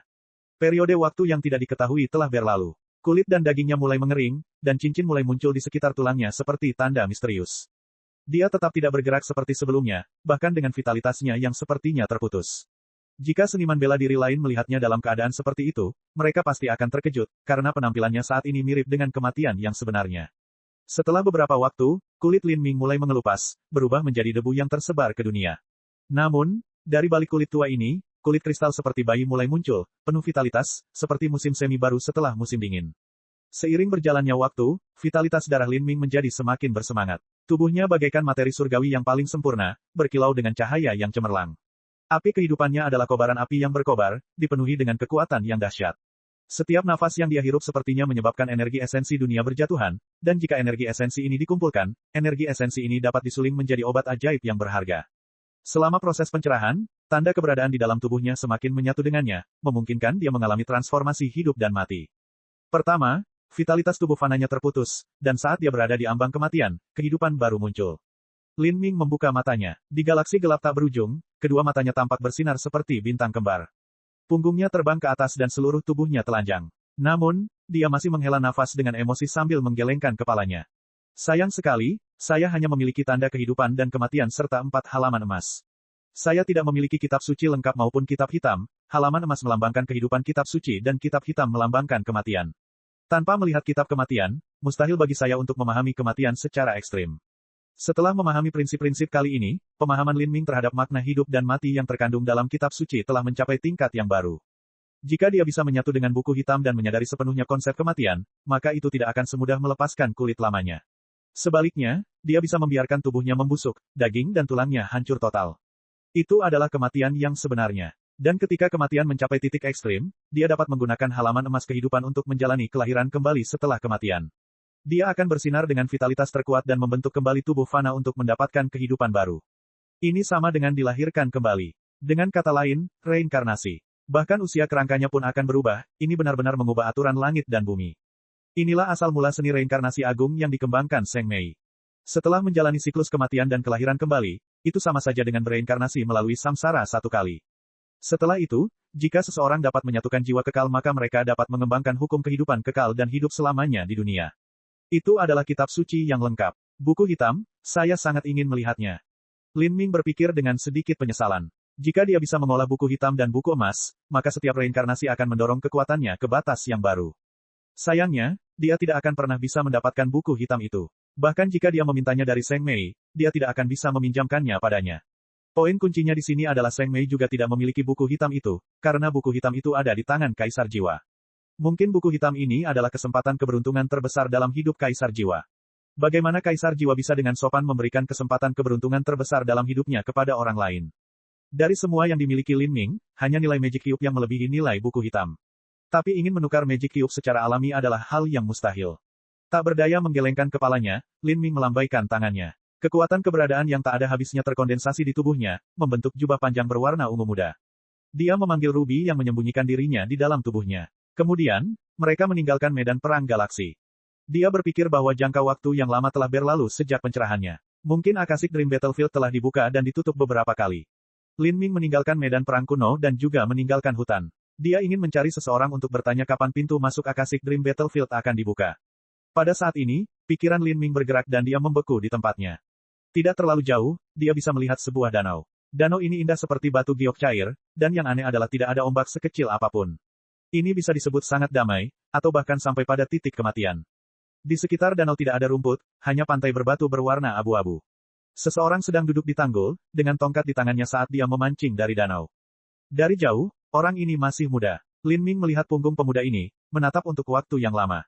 Dia tidak tahu kenapa, tapi dia bisa merasakan aura aneh dari punggung pemuda itu. Bab 1858, Pemuda Tua. Pemuda ini tidak memiliki aura hukum di sekujur tubuhnya dan fondasinya biasa saja. Tingkat budidayanya tidak tinggi, namun saat ia duduk di sana memancing, ia tampak menyatu dengan lingkungan sekitarnya dalam harmoni yang sempurna. Lin Ming ragu sejenak dan kemudian berjalan menuju pemuda. Pemuda itu dengan jelas merasakan pendekatan Lin Ming. Namun ia tetap memancing seperti semula, duduk di pinggir telaga yang seperti sumur yang belum pernah terjamah ini. Apakah ada ikan di sini? Lin Ming tiba-tiba bertanya. Pemahamannya terhadap hukum keberadaan telah mencapai batas yang sangat tinggi dan dia bisa merasakan bahwa danau ini tidak memiliki vitalitas sama sekali. Tidak ada kehidupan di dalamnya, dan bahkan tidak ada tumbuhan di air, udang, atau ikan di dalamnya. Tidak mungkin memancing apapun di sini. Tidak ada. Suara pemuda itu sedikit suram, tanpa emosi sama sekali. Ketika pemuda itu berbicara, dia tidak menoleh. Lin Ming bisa melihat tangan pemuda yang memegang alat pancing. Tangannya seindah tangan wanita, 10 jarinya ramping dan kukunya tampak terbuat dari kristal. Saat dia memegang alat pancing, dia tampak stabil seperti patung. Di ibu jari kanannya ada cincin giok sederhana. Cincin ini memiliki ukiran tanda hukum di dalamnya, tampak misterius namun sangat sederhana. Jika tidak ada ikan, untuk apa kamu memancing? Lin Ming bertanya, bingung. Dia dapat memastikan bahwa pemuda ini sama sekali tidak biasa. Ini adalah pemikiran yang murni berdasarkan intuisinya. Memancing untuk sebuah konsep, kata suara suram yang sama. Mendengarkan pemuda membuat orang merasa aneh. Konsep kematian, Lin Ming bertanya balik. Di danau yang tidak memiliki vitalitas sama sekali, yang paling dimilikinya adalah konsep kematian. Jika seseorang mencoba memahami konsep kematian di sini, itu sebenarnya mungkin. Tapi, hanya ada kemungkinan. Dibandingkan dengan platform kuil di Pegunungan Dewa Jatuh, perbedaan konsep kematian yang ada di sana dan di sini bahkan tidak bisa digambarkan sebagai langit dan bumi. Konsep kematian di sini terlalu dangkal. Pemuda di depannya memiliki identitas misterius dan jelas bukan manusia biasa. Namun, dia masih mencari konsep di sini. Hal ini membuat Lin Ming bingung. Apa yang bisa dirasakan di sini? Ini hanyalah danau mati. Tapi Lin Ming tidak menanggapi dengan gegabah. Dia dengan hati-hati merasakan hukum di sekitarnya dan memastikan bahwa tidak ada yang aneh dengan hukum tersebut. Lokasi area ini biasa saja, dekat batas luar hutan, dan makhluk jiwa di dekatnya juga tidak kuat. Di dasar danau terdapat beberapa bangkai hewan yang mati, namun sebagian besar telah mati selama ratusan ribu tahun dan telah berubah menjadi fosil yang rapuh. Hewan-hewan itu juga merupakan makhluk biasa ketika mereka masih hidup. Menggabungkan semua faktor ini bersama-sama, ini masih merupakan danau mati yang sangat biasa. Meskipun Lin Ming sudah menentukan secara spesifik danau itu, dia tidak secara acak menarik kesimpulan. Dia hanya bertanya sebagai jawaban, apakah ada yang istimewa dari danau ini? Pemuda itu menggelengkan kepalanya, tidak ada sesuatu yang istimewa, itu cukup biasa. Kemudian, pemuda itu meletakkan alat pancingnya dan berbalik. Melihat wajah pemuda ini, ekspresi takjub melintas di mata Lin Ming. Mata pemuda itu berkaca-kaca dan sangat kotor. Hanya orang tua yang berada di ambang kematian yang mempunyai mata seperti itu. Meskipun pemuda itu memiliki kulit yang cerah dan sebening kristal, Lin Ming bisa merasakan tahun-tahun tanpa akhir yang terpancar dari tubuhnya, seolah-olah dia telah berjalan di sini sejak awal waktu. Seolah-olah, tersembunyi di dalam pemuda ini, ada jiwa yang sangat tua. Lin Ming tanpa sadar melangkah mundur, menjaga kewaspadaan mutlak terhadap sekelilingnya. Dia merasa bukan suatu kebetulan kalau dia bertemu dengan pemuda tua di sini. Tapi, dia tidak tahu siapa pemuda tua ini. Pemuda itu memandang ke arah Lin Ming dan tidak menanggapi keterkejutannya. Sebaliknya, dia mulai berkata, tujuan hidupmu terlalu kuat. Hal-hal yang berharga bagi Anda, akan Anda kejar. Tetapi hal-hal yang tidak berharga, Anda akan menyerah. Misalnya saja danau ini. Jika kamu melewati danau ini, aku khawatir kamu bahkan tidak akan meliriknya sedikitpun. Lin Ming terdiam. Begitulah seharusnya. Bukan hanya dia, tapi setiap orang normal di dunia pada dasarnya sama. Bahkan bagi para biksu terkemuka di Gunung Potala yang telah memperoleh pencerahan, meskipun mereka berdiri jauh dari dunia dan tidak mengejar keinginan atau emosi apapun, perjalanan itu sendiri dapat disebut sebagai sebuah pengejaran. Pemuda itu memandang Lin Ming. Meskipun gambar Lin Ming bahkan tidak mencerminkan mata kotornya, Lin Ming masih merasa seolah-olah dia telah benar-benar terlihat. Lin Ming menahan napas, benar-benar menahan pikirannya dan meningkatkan kewaspadaannya hingga batasnya. Senior, siapa kamu? Lin Ming mengubah sapaannya. Pemuda itu hanya menatap Lin Ming dan menggelengkan kepalanya. Hidup Anda bisa disebut menerobos semua rintangan yang menghalangi Anda, bergerak maju dengan momentum yang tidak dapat dihentikan. Anda mati-matian bergegas menuju puncak seni bela diri dan Anda jauh melampaui semua generasi Anda. Sejak Anda mekar, Anda mengambil beberapa jalan memutar. Tetapi untuk mendapatkan ini, Anda juga kehilangan sesuatu. Jalan seni bela diri lebih dari sekadar hukum Dao surgawi yang paling misterius dan terhebat. Ada juga pengalaman sehari-hari yang biasa. Anda kehilangan sebagian dari jalan Anda. Seperti danau ini, Lin Ming diam-diam bertanya. Dia dapat merasakan bahwa perkataan pemuda tua ini mengandung beberapa kebenaran tertinggi. Tapi, dia tidak bisa langsung memahami semuanya. Apa yang disebut hal-hal biasa, apakah itu? Pemuda itu tersenyum lembut, tidak langsung menjawab, jalanmu mungkin disebut terlalu mulus. Di masa lalu Anda mungkin pernah mengalami beberapa kemunduran, namun itu masih jauh dari cukup. Anda tidak terkalahkan di antara rekan-rekan Anda. Dalam pertempuran, Anda tidak menyanyikan apapun selain kemenangan dan telah mengalahkan banyak sekali lawan. Bahkan bisa dikatakan Anda belum pernah mengalami kekalahan sesungguhnya. Tapi, itu mungkin menjadi batasanmu, membuatmu sangat sulit untuk melangkah ke puncak seni bela diri. Kata-kata pemuda itu seperti sambaran petir yang melintas di benak Lin Ming. Pernah mengalami kekalahan sesungguhnya. Di Green Mulberry City, dia kehilangan emosi pada Zhu Yan dan kehilangan Lan Yunyu. Di Divine Phoenix Island dia terpaksa melarikan diri oleh Xuan Wuji dan menjadi buronan di Holy Demon Continent. Setelah itu, ketika dia mengunjungi 4 kerajaan ilahi, dia telah dikomplotkan oleh Yang Yun dan tubuhnya hampir direbut oleh iblis kuno. Dan ketika dia mencapai alam ilahi, dia telah bertarung dengan Tian Mingzi 2 kali, mengetuk pintu kematian 2 kali. Dan dari kata-kata pemuda itu, ini bukanlah kekalahan sebenarnya, tapi hanya kemunduran kecil. Bagi seseorang yang jalan ilmu bela dirinya terlalu mulus, bagi seseorang yang tidak dipaksa untuk mengambil jalan memutar, bagi seseorang yang hanya menyanyikan himne kemenangan, justru akan mudah terjerumus ke dalam kemacetan, membuat seseorang selamanya tidak dapat melangkah ke atas puncak seni bela diri. Lin Ming menyadari apa yang dikatakan pemuda ini dan tidak terus berusaha mencari tahu siapa dia. Dia tahu bahwa jika orang lain ini bermaksud mengungkapkan statusnya, dia tentu akan mengetahuinya. Dan saat ini, pemuda sudah berdiri. Dia mengangkat alat pancingnya. Cincin di ibu jarinya memancarkan cahaya hijau yang indah. Saat dia melihat Lin Ming, cahaya bijaksana dan menarik bersinar di matanya. Lin Ming dan pemuda saling memandang. Mata kotor orang lain ini meninggalkan kesan mendalam pada dirinya. Apakah kamu secara khusus menungguku di sini? Pikiran Lin Ming dingin. Untuk bertatap muka dengan seseorang yang tidak diketahui asal-usulnya yang kekuatannya jauh melebihi miliknya, dia secara alami merasa tidak nyaman dengan hal itu. Namun pemuda itu hanya tersenyum lembut dan menghilang tanpa berkata apa-apa. Dia melangkah ke danau dan menghilang ke dalam kabut. Lin Ming menarik napas dalam-dalam. Pemuda tua misterius ini memenuhi dirinya dengan rasa takut dan ketakutan yang mendalam. Saudara Lin, orang itu, menakutkan. Setelah pemuda tua itu pergi, Lin Ming mendengar suara malu-malu bergema di benaknya, itu adalah Ruby. Apa yang Anda lihat? Lin Ming bertanya. Mungkin Ruby telah melihat hal-hal yang tidak dapat dilihatnya. Saya tidak tahu, saya bahkan tidak berani melihatnya. Saya bersembunyi dan terlalu takut untuk bernapas, karena dia mungkin telah menemukan saya. Ucap Ruby sambil berusaha mengumpulkan akalnya yang terpencar. Aku mengerti. Jangan terlalu sering muncul di masa depan. Kata-kata Ruby meninggalkan Lin Ming dengan beberapa tebakan samar. Dia dengan cepat bertanya kepada penantang uji coba di Akashic Dream Battlefield dan memastikan kapan Akashic Dream Battlefield akan dibuka sekali lagi. Dia juga menemukan bahwa dia telah mengasingkan diri di sini selama 16 tahun penuh. Dengan kata lain, menambahkan saat dia berada di platform kuil untuk memahami prinsip-prinsip serta 3 tahun yang dia habiskan di Akashic Dream Battlefield, dia telah berada di Akashic Dream Universe selama 32 tahun. Bagi Lin Ming dan seniman bela diri lainnya yang berumur panjang, 32 tahun hanyalah waktu singkat. Tapi, ini sebenarnya hampir separuh waktu sampai bencana besar umat manusia terjadi. Perang bisa meletus kapan saja. Lin Ming meninggalkan Akashic Dream Battlefield dan kembali memasuki pegunungan Dewa Jatuh. Ini adalah tempat pertemuan yang diatur dengan Zheng Mei. Selama dia kembali ke sini, Zheng Mei akan mendapat kabar tentangnya. Pertemuan Lin Ming dan Zheng Mei adalah agar dia bisa mengembalikan halaman emas itu padanya. Kamu melihatnya. Zheng Mei tiba di tengah malam, muncul tepat di belakang Lin Ming. Alis Lin Ming terangkat. Dia berbalik untuk melihatnya. Saat ini, Zheng Mei mengenakan jubah panjang berwarna merah tua, matanya tampak berisi bintang-bintang yang hancur. Dengan latar belakang malam, dia seperti Dewi Umbra, memancarkan aura mistis dan mulia. Angin malam bertiup lembut. Jubah Zheng Mei berkibar di sekelilingnya. Suasananya dingin. Sulit bagi Lin Ming untuk mengetahui apa yang dia pikirkan dari ekspresinya.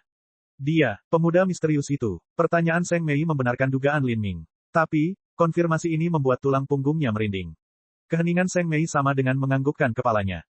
Saya melihatnya, Lin Ming menarik napas dalam-dalam. Dia memandang Zheng Mei, kulitnya telah berubah. Pemuda tua itu, adalah Kaisar Jiwa. Bab 1859, Desahan Zheng Mei.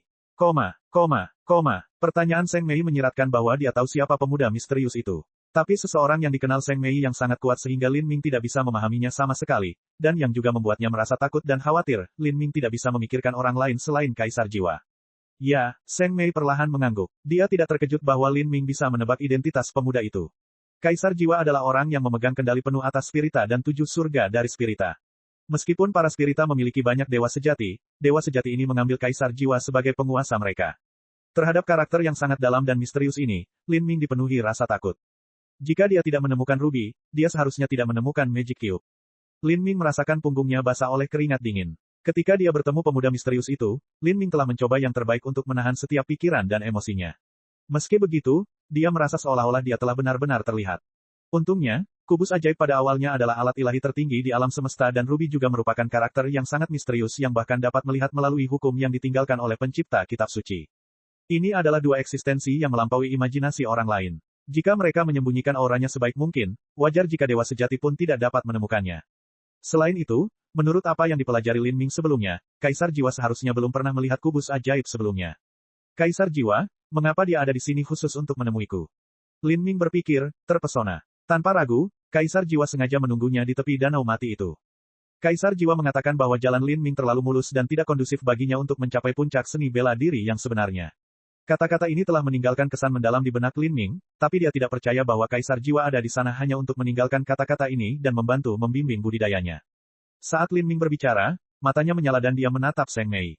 Dia menunggu jawabannya, ini adalah sesuatu yang mengkhawatirkan hidupnya.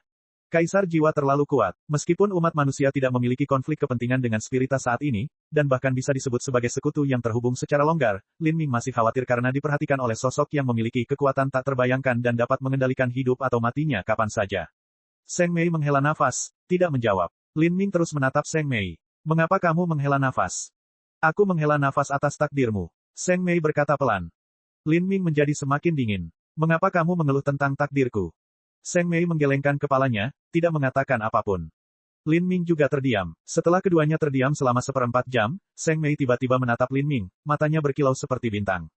Lin Ming, izinkan saya bertanya sekali lagi. Apakah Anda bersedia meninggalkan kemanusiaan, meninggalkan segalanya, dan mengikuti saya dalam mencapai puncak seni bela diri, menyelidiki batas-batas jalan seni bela diri, membangun dunia luas yang terpisah dari 33 surga dan menjadi penguasa dunia itu? Anda dan saya bahkan bisa menjadi seperti Master Jalan Asura dan Master Kitab Suci sejak 10 miliar tahun yang lalu. Kita dapat mengembangkan hukum kehidupan kekal dan hidup selamanya di dunia ini. Kata-kata Zheng Mei dipenuhi dengan godaan gelap. Selain itu, saat dia berbicara, Lin Ming bisa merasakan medan kekuatan tak terlihat menutupi keduanya, mengisolasi semua suara. Dia tidak tahu kenapa, tapi tatapan Zheng Mei menyebabkan jantungnya berdebar kencang. Pada saat itu, dia secara intuitif merasakan bahwa mata Seng Mei dipenuhi dengan ketulusan dan harapan, menyebabkan seseorang tidak dapat menolaknya. Dalam kesan Lin Ming, Seng Mei adalah wanita kuat yang penuh ambisi dan rencana penuh perhitungan. Selama dia berhubungan dengan Seng Mei, di permukaan tampak seolah-olah mereka sendirian dengan bahagia dan ketika mereka bekerja sama bahkan tampak seolah-olah pikiran mereka selaras. Namun di lubuk hatinya yang paling dalam, Lin Ming selalu waspada terhadap Seng Mei. Jika Lin Ming memiliki kepercayaan 120% terhadap Xiao Moxian, Qin Xingxuan, dan Mu Qianyu, maka terhadap Seng Mei dia bahkan mungkin tidak memiliki kepercayaan 20%. Tapi kali ini, untuk beberapa alasan yang tidak diketahui, Lin Ming berpikir bahwa kata-kata Seng Mei itu benar, kata-kata yang datang dari hatinya. Lin Ming ingin menolaknya, tapi sepertinya dia tidak bisa mengucapkan kata-kata itu meskipun kata-kata itu ada di dekat bibirnya. Ini karena dia samar-samar bisa merasakan bahwa Seng Mei telah mengumpulkan tekad yang besar untuk mengatakan apa yang dia katakan, dan ini mungkin kali terakhir dia bertanya. Dan jika dia menolaknya sekarang, dia berarti menolak sesuatu yang penting. Kaisar Jiwa, bagaimana dia bisa membiarkan keberadaanku? Lin Ming perlahan bertanya di bawah pesona pemblokiran suara Seng Mei. Tidak diragukan lagi, Kaisar Jiwa juga seseorang yang memiliki ambisi besar. Jika Kaisar Jiwa masih memiliki sisa hidup yang lama, bagaimana dia bisa membiarkan pesaing dari ras berbeda berkembang? Bahkan jika Kaisar Jiwa tidak memiliki banyak sisa umur, dia masih harus memilih keturunan, dan dia sama sekali tidak akan memilih manusia untuk mewarisi warisannya. Aku dan Kaisar Jiwa berbeda dari yang kamu bayangkan. Saya hanya bertanya kepada Anda, apakah Anda setuju? Kata-kata Seng Mei tidak jelas. Dia tidak menjelaskan apapun kepada Lin Ming, hanya terus menatapnya dengan harapan tulus di matanya. Pada saat itu sepertinya dia bukanlah permaisuri jiwa Seng Mei yang mendominasi spirita dan memandang rendah dunia, melainkan seorang wanita lembut yang membangkitkan simpati terdalam seseorang. Saya tidak mengerti, Lin Ming berkata dengan tenang. Tindakan Seng Mei hari ini membuatnya terkejut. Seng Mei menggelengkan kepalanya. Saya hanya ingin menanyakan hal ini dan mengetahui jawaban Anda. Jika Anda setuju maka saya akan menjelaskan keraguan yang ada di hati Anda, tetapi jika Anda menolak, saya khawatir di masa depan, mungkin. Seng Mei tidak melanjutkan berbicara. Kata-kata terakhirnya membuat Lin Ming merasakan sesuatu yang aneh di perutnya, seolah mengatakan itu akan menyakitinya. Lin Ming tahu bahwa jika dia menyetujui persyaratan Seng Mei, mungkin saja dia akan mengajarinya kitab suci yang hampir lengkap. Bagi Lin Ming, ini adalah keuntungan yang tak terbayangkan. Kamu tidak sabar. Lin Ming sudah mundur selangkah. Apa yang disebut menunggu adalah menunggu hingga ia tumbuh menjadi seorang empyrean ekstrim yang mendekati keilahian sejati, menunggu hingga ia memiliki kekuatan yang cukup untuk bersaing dengan keberuntungan Saint Sovereign para Santa dan bahkan membalikkan keadaan perang. Pada saat itu, setelah umat manusia aman maka dia akan memiliki lebih banyak pilihan yang bisa diambilnya. Dia dengan sepenuh hati bisa mengejar puncak seni bela diri. Namun, Seng Mei menggelengkan kepalanya. Tidak. Dia menolak tanpa kompromi apapun, meninggalkan Lin Ming tertegun. Mengapa? Saya tidak punya waktu. Ekspresi gugup muncul di mata Seng Mei. Tidak punya waktu. Lin Ming menarik napas dalam-dalam, mencoba menenangkan jantungnya yang berdebar kencang. Pada saat itu, dalam benaknya, gambaran orang tuanya, Xiao Moxian, Mu Qianyu, Qin Xingxuan, Lin Xiaoge, Empyrean Divine Dream, Empyrean Vast Universe, dan bahkan Empyrean Primordius yang meninggalkan warisannya, melintas seperti panorama. Ada naga hitam dari jurang iblis abadi dan banyak sekali umat manusia yang telah bertemu dengannya, membantunya, mendukungnya. Ini adalah hal-hal yang tidak bisa dia buang. Manusia tidak pernah merupakan eksistensi yang mandiri. Mereka membutuhkan masyarakat manusia, dan juga untuk diakui oleh orang lain. Lin Ming tidak bisa membiarkan dirinya menjadi mandiri, dengan susah payah mendaki menuju puncak seni bela diri sendirian. Untuk menahan kehidupan abadi dalam kesepian. Itu adalah nasib yang sangat menyedihkan. Akhirnya, dia mengertakkan gigi dan menggelengkan kepalanya. Saya menolak. Mendengar suara berat Lin Ming, ekspresi kekecewaan melintas di wajah Seng Mei. Dia menatap Lin Ming dan perlahan menutup matanya. Di bawah cahaya bintang, bulu matanya yang panjang tampak menggigil. Yang benar adalah dia sudah mengharapkan jawaban Lin Ming. Kalau tidak, dia tidak akan menjadi Lin Ming sama sekali. Sambil menghela nafas, Seng Mei berbalik, memandangi langit berbintang yang tak terbatas. Sosoknya yang luar biasa terlihat jelas dengan gaun merah tua. Saat ia berkibar tertiup angin, ia memancarkan pesona yang sangat mempesona. Dia seperti Dewi Langit dan Bumi, mengendalikan ciptaan, sempurna dan tak tergoyahkan. Tapi pada saat itu, di dalam matanya yang bersinar seperti bintang, dia juga mengungkapkan kehilangan yang tak ada habisnya. Kenapa dia bertanya lagi? Mungkin, dia hanya butuh alasan untuk menyerah. Lin Ming, kamu adalah ngengat yang tertarik pada nyala api. Meski kamu tahu ada api yang berkobar di depanmu, kamu tetap mati-matian terjun ke dalam kobaran api. Aku juga seekor ngengat. Suara Seng Mei bagaikan cahaya bintang yang mengalir menembus langit malam. Lin Ming diam. Memang benar, dia adalah seekor ngengat. Orang-orang kudus itu kuat sampai pada titik yang tidak dapat dipahami. Mungkin, tidak peduli seberapa keras dia berusaha, bahkan jika dia menghabiskan seluruh potensinya dan membakar hidupnya, dia mungkin masih tidak dapat menghentikan invasi para orang suci. Tapi Seng Mei, api apa yang dia hadapi? Kata-katamu, terdengar familiar. Lin Ming menghela nafas. Dia ingat ketika dia berumur 15 tahun dan baru saja melangkah ke jalur seni bela diri, dia kekurangan obat-obatan mentah untuk membantu membersihkan dan menyembuhkan tubuhnya. Dan bagi manusia, jika mereka kekurangan bahan dan obat-obatan untuk menyehatkan tubuh mereka, mereka mungkin akan memaksakan diri dan menjadi cacat seumur hidup. Di masa lalu dia mengumpulkan uang untuk membeli obat-obatan tersebut. Dia telah menggambar simbol prasasti dan pergi ke berbagai alun-alun kota, rumah lelang, dan toko asosiasi prasasti, tetapi karena dia tidak terkenal, dia tidak menerima apapun selain sikap acuh tak acuh. Alhasil, adegan kegagalannya disaksikan oleh cinta pertamanya, Lan Yunyu. Pada saat itu, nasihat yang diberikan Lan Yunyu kepadanya mirip dengan nasihat Seng Mei. Saya ingat, ketika saya masih manusia, seorang teman lama saya memperingatkan saya untuk tidak keras kepala dan berlatih seni bela diri. Dia tidak ingin aku menghabiskan sisa hari-hariku dengan cacat di tempat tidur. Tapi, jawabanku adalah, jalan seniman bela diri itu seperti nyala api. Berlatih pencak silat hanya akan menimbulkan rasa sakit. Bahayanya tidak terhitung banyaknya dan jalannya penuh dengan rintangan. Setiap orang yang berjalan melewatinya pada akhirnya akan berubah menjadi abu, tetapi seniman bela diri sejati akan terlahir kembali dari abu tersebut. Sekalipun saya hanya seekor ngengat kecil dan lemah, saya akan masuk ke dalam api tanpa ragu-ragu. Aku akan melawan takdirku demi satu dari sejuta kesempatan untuk mengalami samsaraku sendiri dan terlahir kembali sebagai burung phoenix yang menyala-nyala. Dan bahkan sekarang, aku bukan lagi seekor ngengat. Saat Lin Ming mengucapkan kata-kata ini, dia tidak tahu apa yang dia rasakan di dalam hatinya. Dia tahu bahwa dia membuang jalan yang mudah untuk diambil, dan memilih untuk berjalan melalui jalan yang penuh duri dan rintangan, dan dia bahkan tidak tahu apakah dia dapat mencapai ujung jalan ini atau tidak. Dan ketika dia memilih untuk mengambil jalan ini, dia sepertinya telah menyakiti Seng Mei. Meski begitu, Lin Ming tidak tahu kesulitan apa yang dialami Seng Mei sehingga dia tidak bisa mengungkapkannya. Lupakan kata-kata yang kuucapkan malam ini. Seng Mei tiba-tiba menjadi tenang. Dia berbalik, kekecewaan di matanya sudah hilang sama sekali, digantikan dengan ketidakpedulian yang dingin. Seolah-olah apa yang dilihat dan didengar Lin Ming hanyalah ilusi. Seolah-olah Seng Mei yang menyedihkan itu tidak pernah ada sama sekali. Dia sama seperti sebelumnya, permaisuri para spiritas, mendominasi dunia, memandang rendah orang lain. Lin Ming, seekor cacing yang hidup di antara dedaunan mati dan dahan tumbang tidak akan pernah memahami keindahan dan keagungan dunia ini. Anda memiliki terlalu banyak rantai yang membelenggu Anda. Jalan seni bela diri adalah berjuang untuk hidup dengan surga, dan mendaki ke puncak seni bela diri berarti menghancurkan langit di bawah kaki Anda. Sejak zaman kuno, mereka yang rela membuang orang lain secara alami memiliki bakat ekstrim mereka sendiri, namun mereka masih dikalahkan, apalagi orang seperti Anda yang telah memilih untuk memberikan beban yang begitu besar pada diri Anda sendiri dan memikul nasib ras Anda. Tahukah Anda kisah Empyrean Divine Cell dari 3,6 miliar tahun yang lalu? Dia adalah karakter yang benar-benar tak tertandingi, naga sejati dunia, tapi dia juga memilih untuk memikul takdir umat manusia dan pada akhirnya dia mati dalam pertempuran. Sayang sekali, sungguh rugi. Seng Mei dengan lembut menghela nafas. Lin Ming menggelengkan kepalanya. Saya bukan segel ilahi Empyrean. Jalanku adalah jalan yang akan kujalani sendiri. Dan pilihan yang saya buat, saya tidak akan menyesalinya di masa depan. Bab 1860, 100 juta tahun. Kata-kata terakhir Lin Ming tenang tapi tabah. Di bawah sinar bulan yang berkilauan, Seng Mei dan Lin Ming saling memandang, tidak berbicara lama. Lin Ming tidak tahu apa yang dipikirkan Seng Mei. Dia bahkan samar-samar merasa jika dia berpisah dengan Seng Mei hari ini, jika mereka bertemu lagi di masa depan, hubungan mereka tidak akan sama lagi. Halaman emasmu. Lin Ming melambaikan tangannya dan 4 halaman emas terbang menuju Seng Mei. Seng Mei menerima halaman emas itu dan berbalik untuk pergi. Tapi saat ini, Lin Ming memanggilnya, tunggu sebentar. Seng Mei berhenti. Dengan membelakangi Lin Ming, rambut hitamnya berkibar tertiup angin malam. Bermandikan cahaya bintang, seluruh tubuhnya berkilau dengan cahaya lembut. Saya punya pertanyaan, Anda dapat memilih untuk tidak menjawab. Lin Ming berkata setelah ragu-ragu sejenak. Bicaralah, kata Seng Mei samar. Dia tahu bahwa bahkan jika Lin Ming memanggilnya, dia tidak akan berubah pikiran. Aku ingin bertanya, ketika kamu memintaku pergi bersamamu, apakah itu mengikutimu, atau mengikuti spiritas? Lin Ming selalu merasa ada yang tidak beres, seolah-olah Seng Mei memiliki sesuatu yang tidak bisa dia katakan.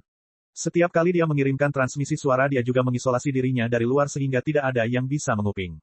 Bahkan di antara para spirita dia nampaknya waspada terhadap sesuatu. Ini membuat Lin Ming merasa situasinya agak tidak biasa.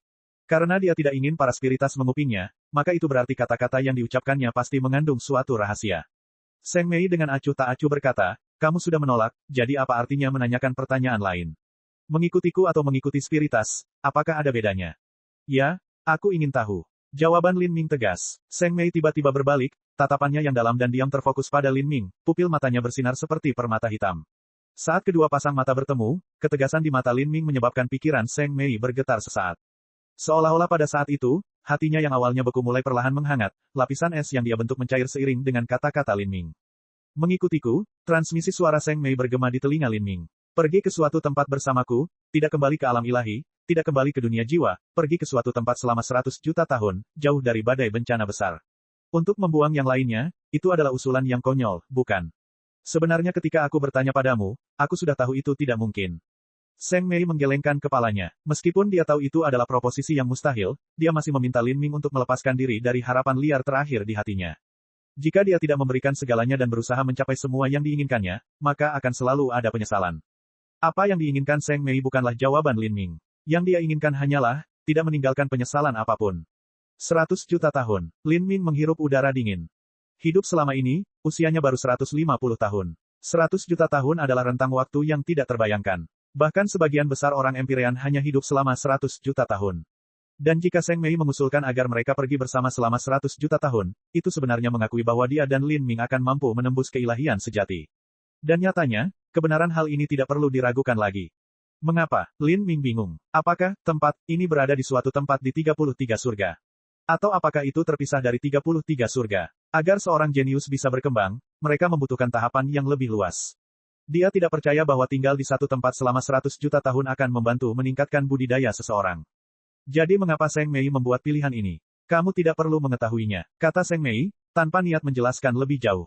2 halaman emas ini awalnya milik Anda, tapi saya khawatir Anda tidak dapat membawanya sendiri. Jika tidak, Anda akan menimbulkan bencana fatal pada diri Anda sendiri.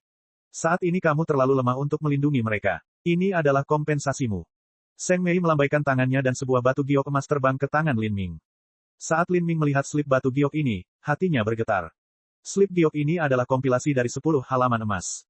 Tentu saja, ini hanya tiruan, tapi bahkan tiruan pun sangat berharga, karena untuk membuat tiruan halaman emas, seseorang setidaknya harus memiliki karakter tingkat ketuhanan sejati untuk mereproduksi 10-20% pesona aslinya. Selain itu, dibutuhkan banyak waktu dan tenaga. Mustahil bagi seorang Empyrean untuk menyalinnya. Bagi Lin Ming sendiri, nilai slip giok ini melampaui 2 halaman emas. Ini karena Lin Ming telah melihat halaman emas dan mencatat isinya. Dan karena Lin Ming memberikan halaman emas kepada Seng Mei, itu sama dengan melepaskan diri dari fokus pengaruh besar. Setidaknya dia tidak akan langsung dikejar dan diburu. Dalam situasi seperti ini, Lin Ming tidak memiliki musuh darah hidup atau mati lagi di dunia jiwa. Kemanusiaan tidak bermusuhan dengan spiritas sejak awal, dan di Akashic Dream Battlefield, Lin Ming hanya menamparkan wajah beberapa pengaruh besar, itu bukanlah perbedaan yang tidak dapat didamaikan. Dan, dengan semua orang mengetahui tentang hubungan antara dia dan Seng Mei namun belum sepenuhnya mengetahui bagaimana hubungan mereka, tidak ada yang berani mengambil risiko menyinggung Seng Mei hanya untuk membunuh Lin Ming. Pada titik ini, Seng Mei telah banyak membantu Lin Ming. Terima kasih, Lin Ming berkata dari hatinya. Meskipun nilai referensinya lebih rendah dari halaman emas aslinya, buku tersebut tetap merupakan buku yang lengkap. Sangat disayangkan bahwa Lin Ming tidak memiliki buku hitam. Tidak perlu berterima kasih padaku. Saya menerima 2 halaman emas asli Anda dan itu jauh lebih berharga daripada slip giok imitasi ini. Ini hanyalah sebuah transaksi, dan karena ini adalah perdagangan yang adil, Anda tidak perlu berhutang apapun kepada saya. Seng Mei berkata dengan dingin. Saat Lin Ming mendengarkannya, dia bisa mendengar nada tegas di dalamnya, membuatnya merasa putus asa. Jika dikatakan ada sedikit tanda persahabatan antara dirinya dan Seng Mei, maka persahabatan itu bisa dikatakan telah diputus atau bahkan dibekukan oleh Seng Mei. Kamu dan aku akan bertemu lagi di masa depan. Tapi, satu-satunya perubahan adalah kita akan menjadi musuh. Aku tidak akan menahan diri, tapi sayangnya, kamu terlalu lemah, dan aku tidak tega menghancurkanmu. Biarkan aku memberitahumu hal lain. Saya percaya Anda hanya memiliki waktu 20-30 tahun sebelum orang-orang kudus melakukan invasi penuh terhadap umat manusia. Anda tidak mempunyai kemampuan untuk menghentikan mereka. Tapi karena kamu dengan keras kepala memilih untuk berjalan di jalan yang penuh duri ini, kamu harus terus maju terus dengan keras kepala. 20-30 tahun. Pikiran Lin Ming menjadi gelap. Mungkin seperti yang dikatakan Seng Mei dan tidak akan ada yang bisa dia lakukan, tapi bagaimanapun juga dia tidak akan lari. Tidak peduli seberapa brutal atau dahsyatnya bencana besar itu, umat manusia masih memiliki orang-orang yang menyalakan dupa untuk mereka di masa depan. Kamu mengatakan bahwa sebelum orang-orang suci menyerbu umat manusia, mereka harus berperang di reruntuhan alam purba. Jadi, apa maksudmu dalam 20-30 tahun ke depan, ras kuno di dalam reruntuhan alam purba akan sepenuhnya ditindas oleh para Sein? Ya, berbagai ras purba tersebut merupakan keturunan dari ras yang ada 10 miliar tahun yang lalu. Di antara mereka, yang paling kuat adalah ras Dewa Primal. Mereka menyimpan keputusan para dewa dan bahkan Good Fortune Saint Sovereign harus menghormati mereka. Apa? Ras Dewa Primal? Lin Ming bingung. Ras Dewa Primal adalah ras asal Dewi Kuburan kuno di Jurang Iblis Abadi, Permaisuri Surgawi Xuanxing. Ketika Empyrean Primordius mendirikan jalan samsara di masa lalu, salah satu alasan dia melakukannya adalah untuk menopang dan membantu ras Dewa Primal. Namun setelah itu, dia dikalahkan. Tidaklah berlebihan untuk mengatakan bahwa ras Dewa Utama adalah ras paling sempurna yang dibentuk oleh tangan surga. Jiwa, tubuh fana, dan dunia batin mereka semuanya tangguh dan mereka mampu mengembangkan 3 kali lipat esensi, energi, dan jiwa. Mereka kuat segera setelah mereka lahir dan memiliki bakat yang menantang surga. Selain itu, masa hidup mereka 10 kali lebih lama dibandingkan manusia. Ini adalah perlombaan yang bahkan membuat iri surga. Mereka sangat kuat hingga ekstrim yang menggelikan, namun tingkat kesuburan mereka sangat rendah. Tidak peduli seberapa kuat suatu ras, jika mereka tidak dapat berkembang biak dan berkembang maka mereka hanya akan mengalami kemunduran secara perlahan. Banyak orang percaya bahwa ras Dewa Primal begitu kuat sehingga Dao Surgawi memutuskan untuk tidak lagi mempertahankan keberadaan mereka, sehingga memulai kecenderungan mereka menuju kehancuran. Lin Ming tidak akan melupakan kebajikan ras Dewa Primal. Di masa lalu di dalam benua tumpahan langit, karena permaisuri surgawi Xuanxing, ada klan dewa yang terabaikan yang ada di sana yang dapat menelusuri akarnya kembali ke ras Dewa Primal. Tentu saja, garis keturunan klan dewa yang tertinggal telah menjadi sangat tipis, dan sebenarnya mereka lebih dekat dengan manusia. Ketika Lin Ming dipaksa menemui jalan buntu oleh kerajaan ilahi Asura, klan dewa yang tertinggal itulah yang membawanya ke bawah naungan Sibai. Lin Ming kemudian mampu meluncurkan serangan balik terhadap kerajaan ilahi Asura dan mengejutkan seluruh benua dalam pertempuran besar setelah mencapai penghancuran kehidupan. Setelah itu, ketika Lin Ming dikejar oleh Tian Mingxi, lagi-lagi permaisuri surgawi Xuanxing yang menyelamatkannya. Faktanya, tubuh permaisuri surgawi Xuanxing lah yang sekarang menampung jiwa Mo Eversnow. Bagaimana dia bisa melupakan semua kebaikan yang telah mereka tunjukkan padanya? Sekarang setelah dia mendengar Seng Mei berkata bahwa ras Dewa Primal akan segera dimusnahkan oleh para suci, mustahil baginya untuk tetap tenang. Namun, dia terlalu lemah untuk menghentikan hal itu terjadi. Bagaimana aku bisa pergi ke reruntuhan alam purba? Lin Ming bertanya dengan gigi terkatup. Seng Mei memandang Lin Ming dan tertawa dingin. Mengapa kamu ingin pergi? Meskipun kamu akan berjalan menuju kehancuranmu sendiri, kamu masih ingin membantu mengubur ras Dewa Primal. Seng Mei mengejek. Lin Ming mengepalkan tangannya begitu keras hingga dia mengeluarkan darah dari telapak tangannya. Dia tahu bahwa semua yang dikatakan Seng Mei adalah kebenaran. Sekali lagi, Lin Ming merasa sedih atas betapa lemahnya dia. Dia telah hidup selama 150 tahun, hanya menyanyikan kemenangan selama ini, jadi bagaimana dia bisa merasa begitu tidak berdaya? Zhu Yan, Xuan Wuji, Yang Yun, Tian Mingxi, semua musuh yang sangat kuat ini telah jauh melampaui batasannya di masa lalu, namun dia telah mengalahkan mereka satu persatu. Tetapi orang-orang kudus, mereka adalah satu ras. Berapa banyak waktu yang dia perlukan sebelum dia bisa melampaui mereka? Apakah ras Dewa Primal memiliki dewa sejati? Lin Ming menarik napas dalam-dalam, mengembalikan suasana hatinya menjadi normal. Dia tahu dia harus tetap tenang. Dia takut dia tidak bisa membantu ras Dewa Primal, tapi dia tidak bisa duduk diam dan menyaksikan mereka dihancurkan. Dia perlu memahami situasi spesifik dan menganalisisnya untuk potensi terobosan. Mungkin ada seutas harapan. Keilahian sejati. Jika ras Dewa Utama memiliki keilahian sejati, mengapa umat mereka menghadapi pemusnahan? Seng Mei menghela nafas. Ras Dewa Utama adalah anak-anak kesayangan dunia. Jika keilahian sejati lahir di antara barisan mereka, keilahian sejati itu akan jauh lebih kuat daripada keilahian sejati biasa. Selain itu, karena mereka memiliki ketetapan para dewa, bahkan para suci pun tidak berani melawan mereka secara sembarangan. Kalau tidak, bahkan jika ras Dewa Primal binasa, sangat mungkin mereka akan menyeret 2 orang suci dewa sejati bersama mereka. Tidak ada dewa sejati yang bersedia menjadi korban pengorbanan dalam perang antara 2 ras. Oleh karena itu, para Saint memutuskan untuk bertindak hanya ketika 100 juta tahun telah berlalu setelah keilahian sejati terakhir dari ras Dewa Primal mati. Di dalam 33 surga, ras Dewa Primal pernah menjadi ras yang paling agung, paling mulia, terbesar, paling cemerlang di seluruh peradaban seni bela diri, dan juga memiliki latar belakang terdalam. Bahkan jika para Saint dan Spiritas saat ini dijumlahkan, kemungkinan besar mereka tidak akan sebanding dengan setengah dari ras Dewa Primal yang berada di puncaknya, 10 miliar tahun yang lalu. Alasan munculnya begitu banyak elit muda dan penguasa tak tertandingi adalah karena ras Dewa Primal terlalu berbakat. Namun sayang, ras yang luas dan kuno ini pada akhirnya tidak bisa lepas dari samsara hidup dan mati. Kutukan Dao Surgawi kini telah membawa mereka ke ambang kehancuran. Cek. Rakan-rakan kultivator sekalian, sebelum retret, sila terus berkultivasi untuk jurus subscribe, like, share dan komentar agar sekte novel Sadim terus berkembang pesat.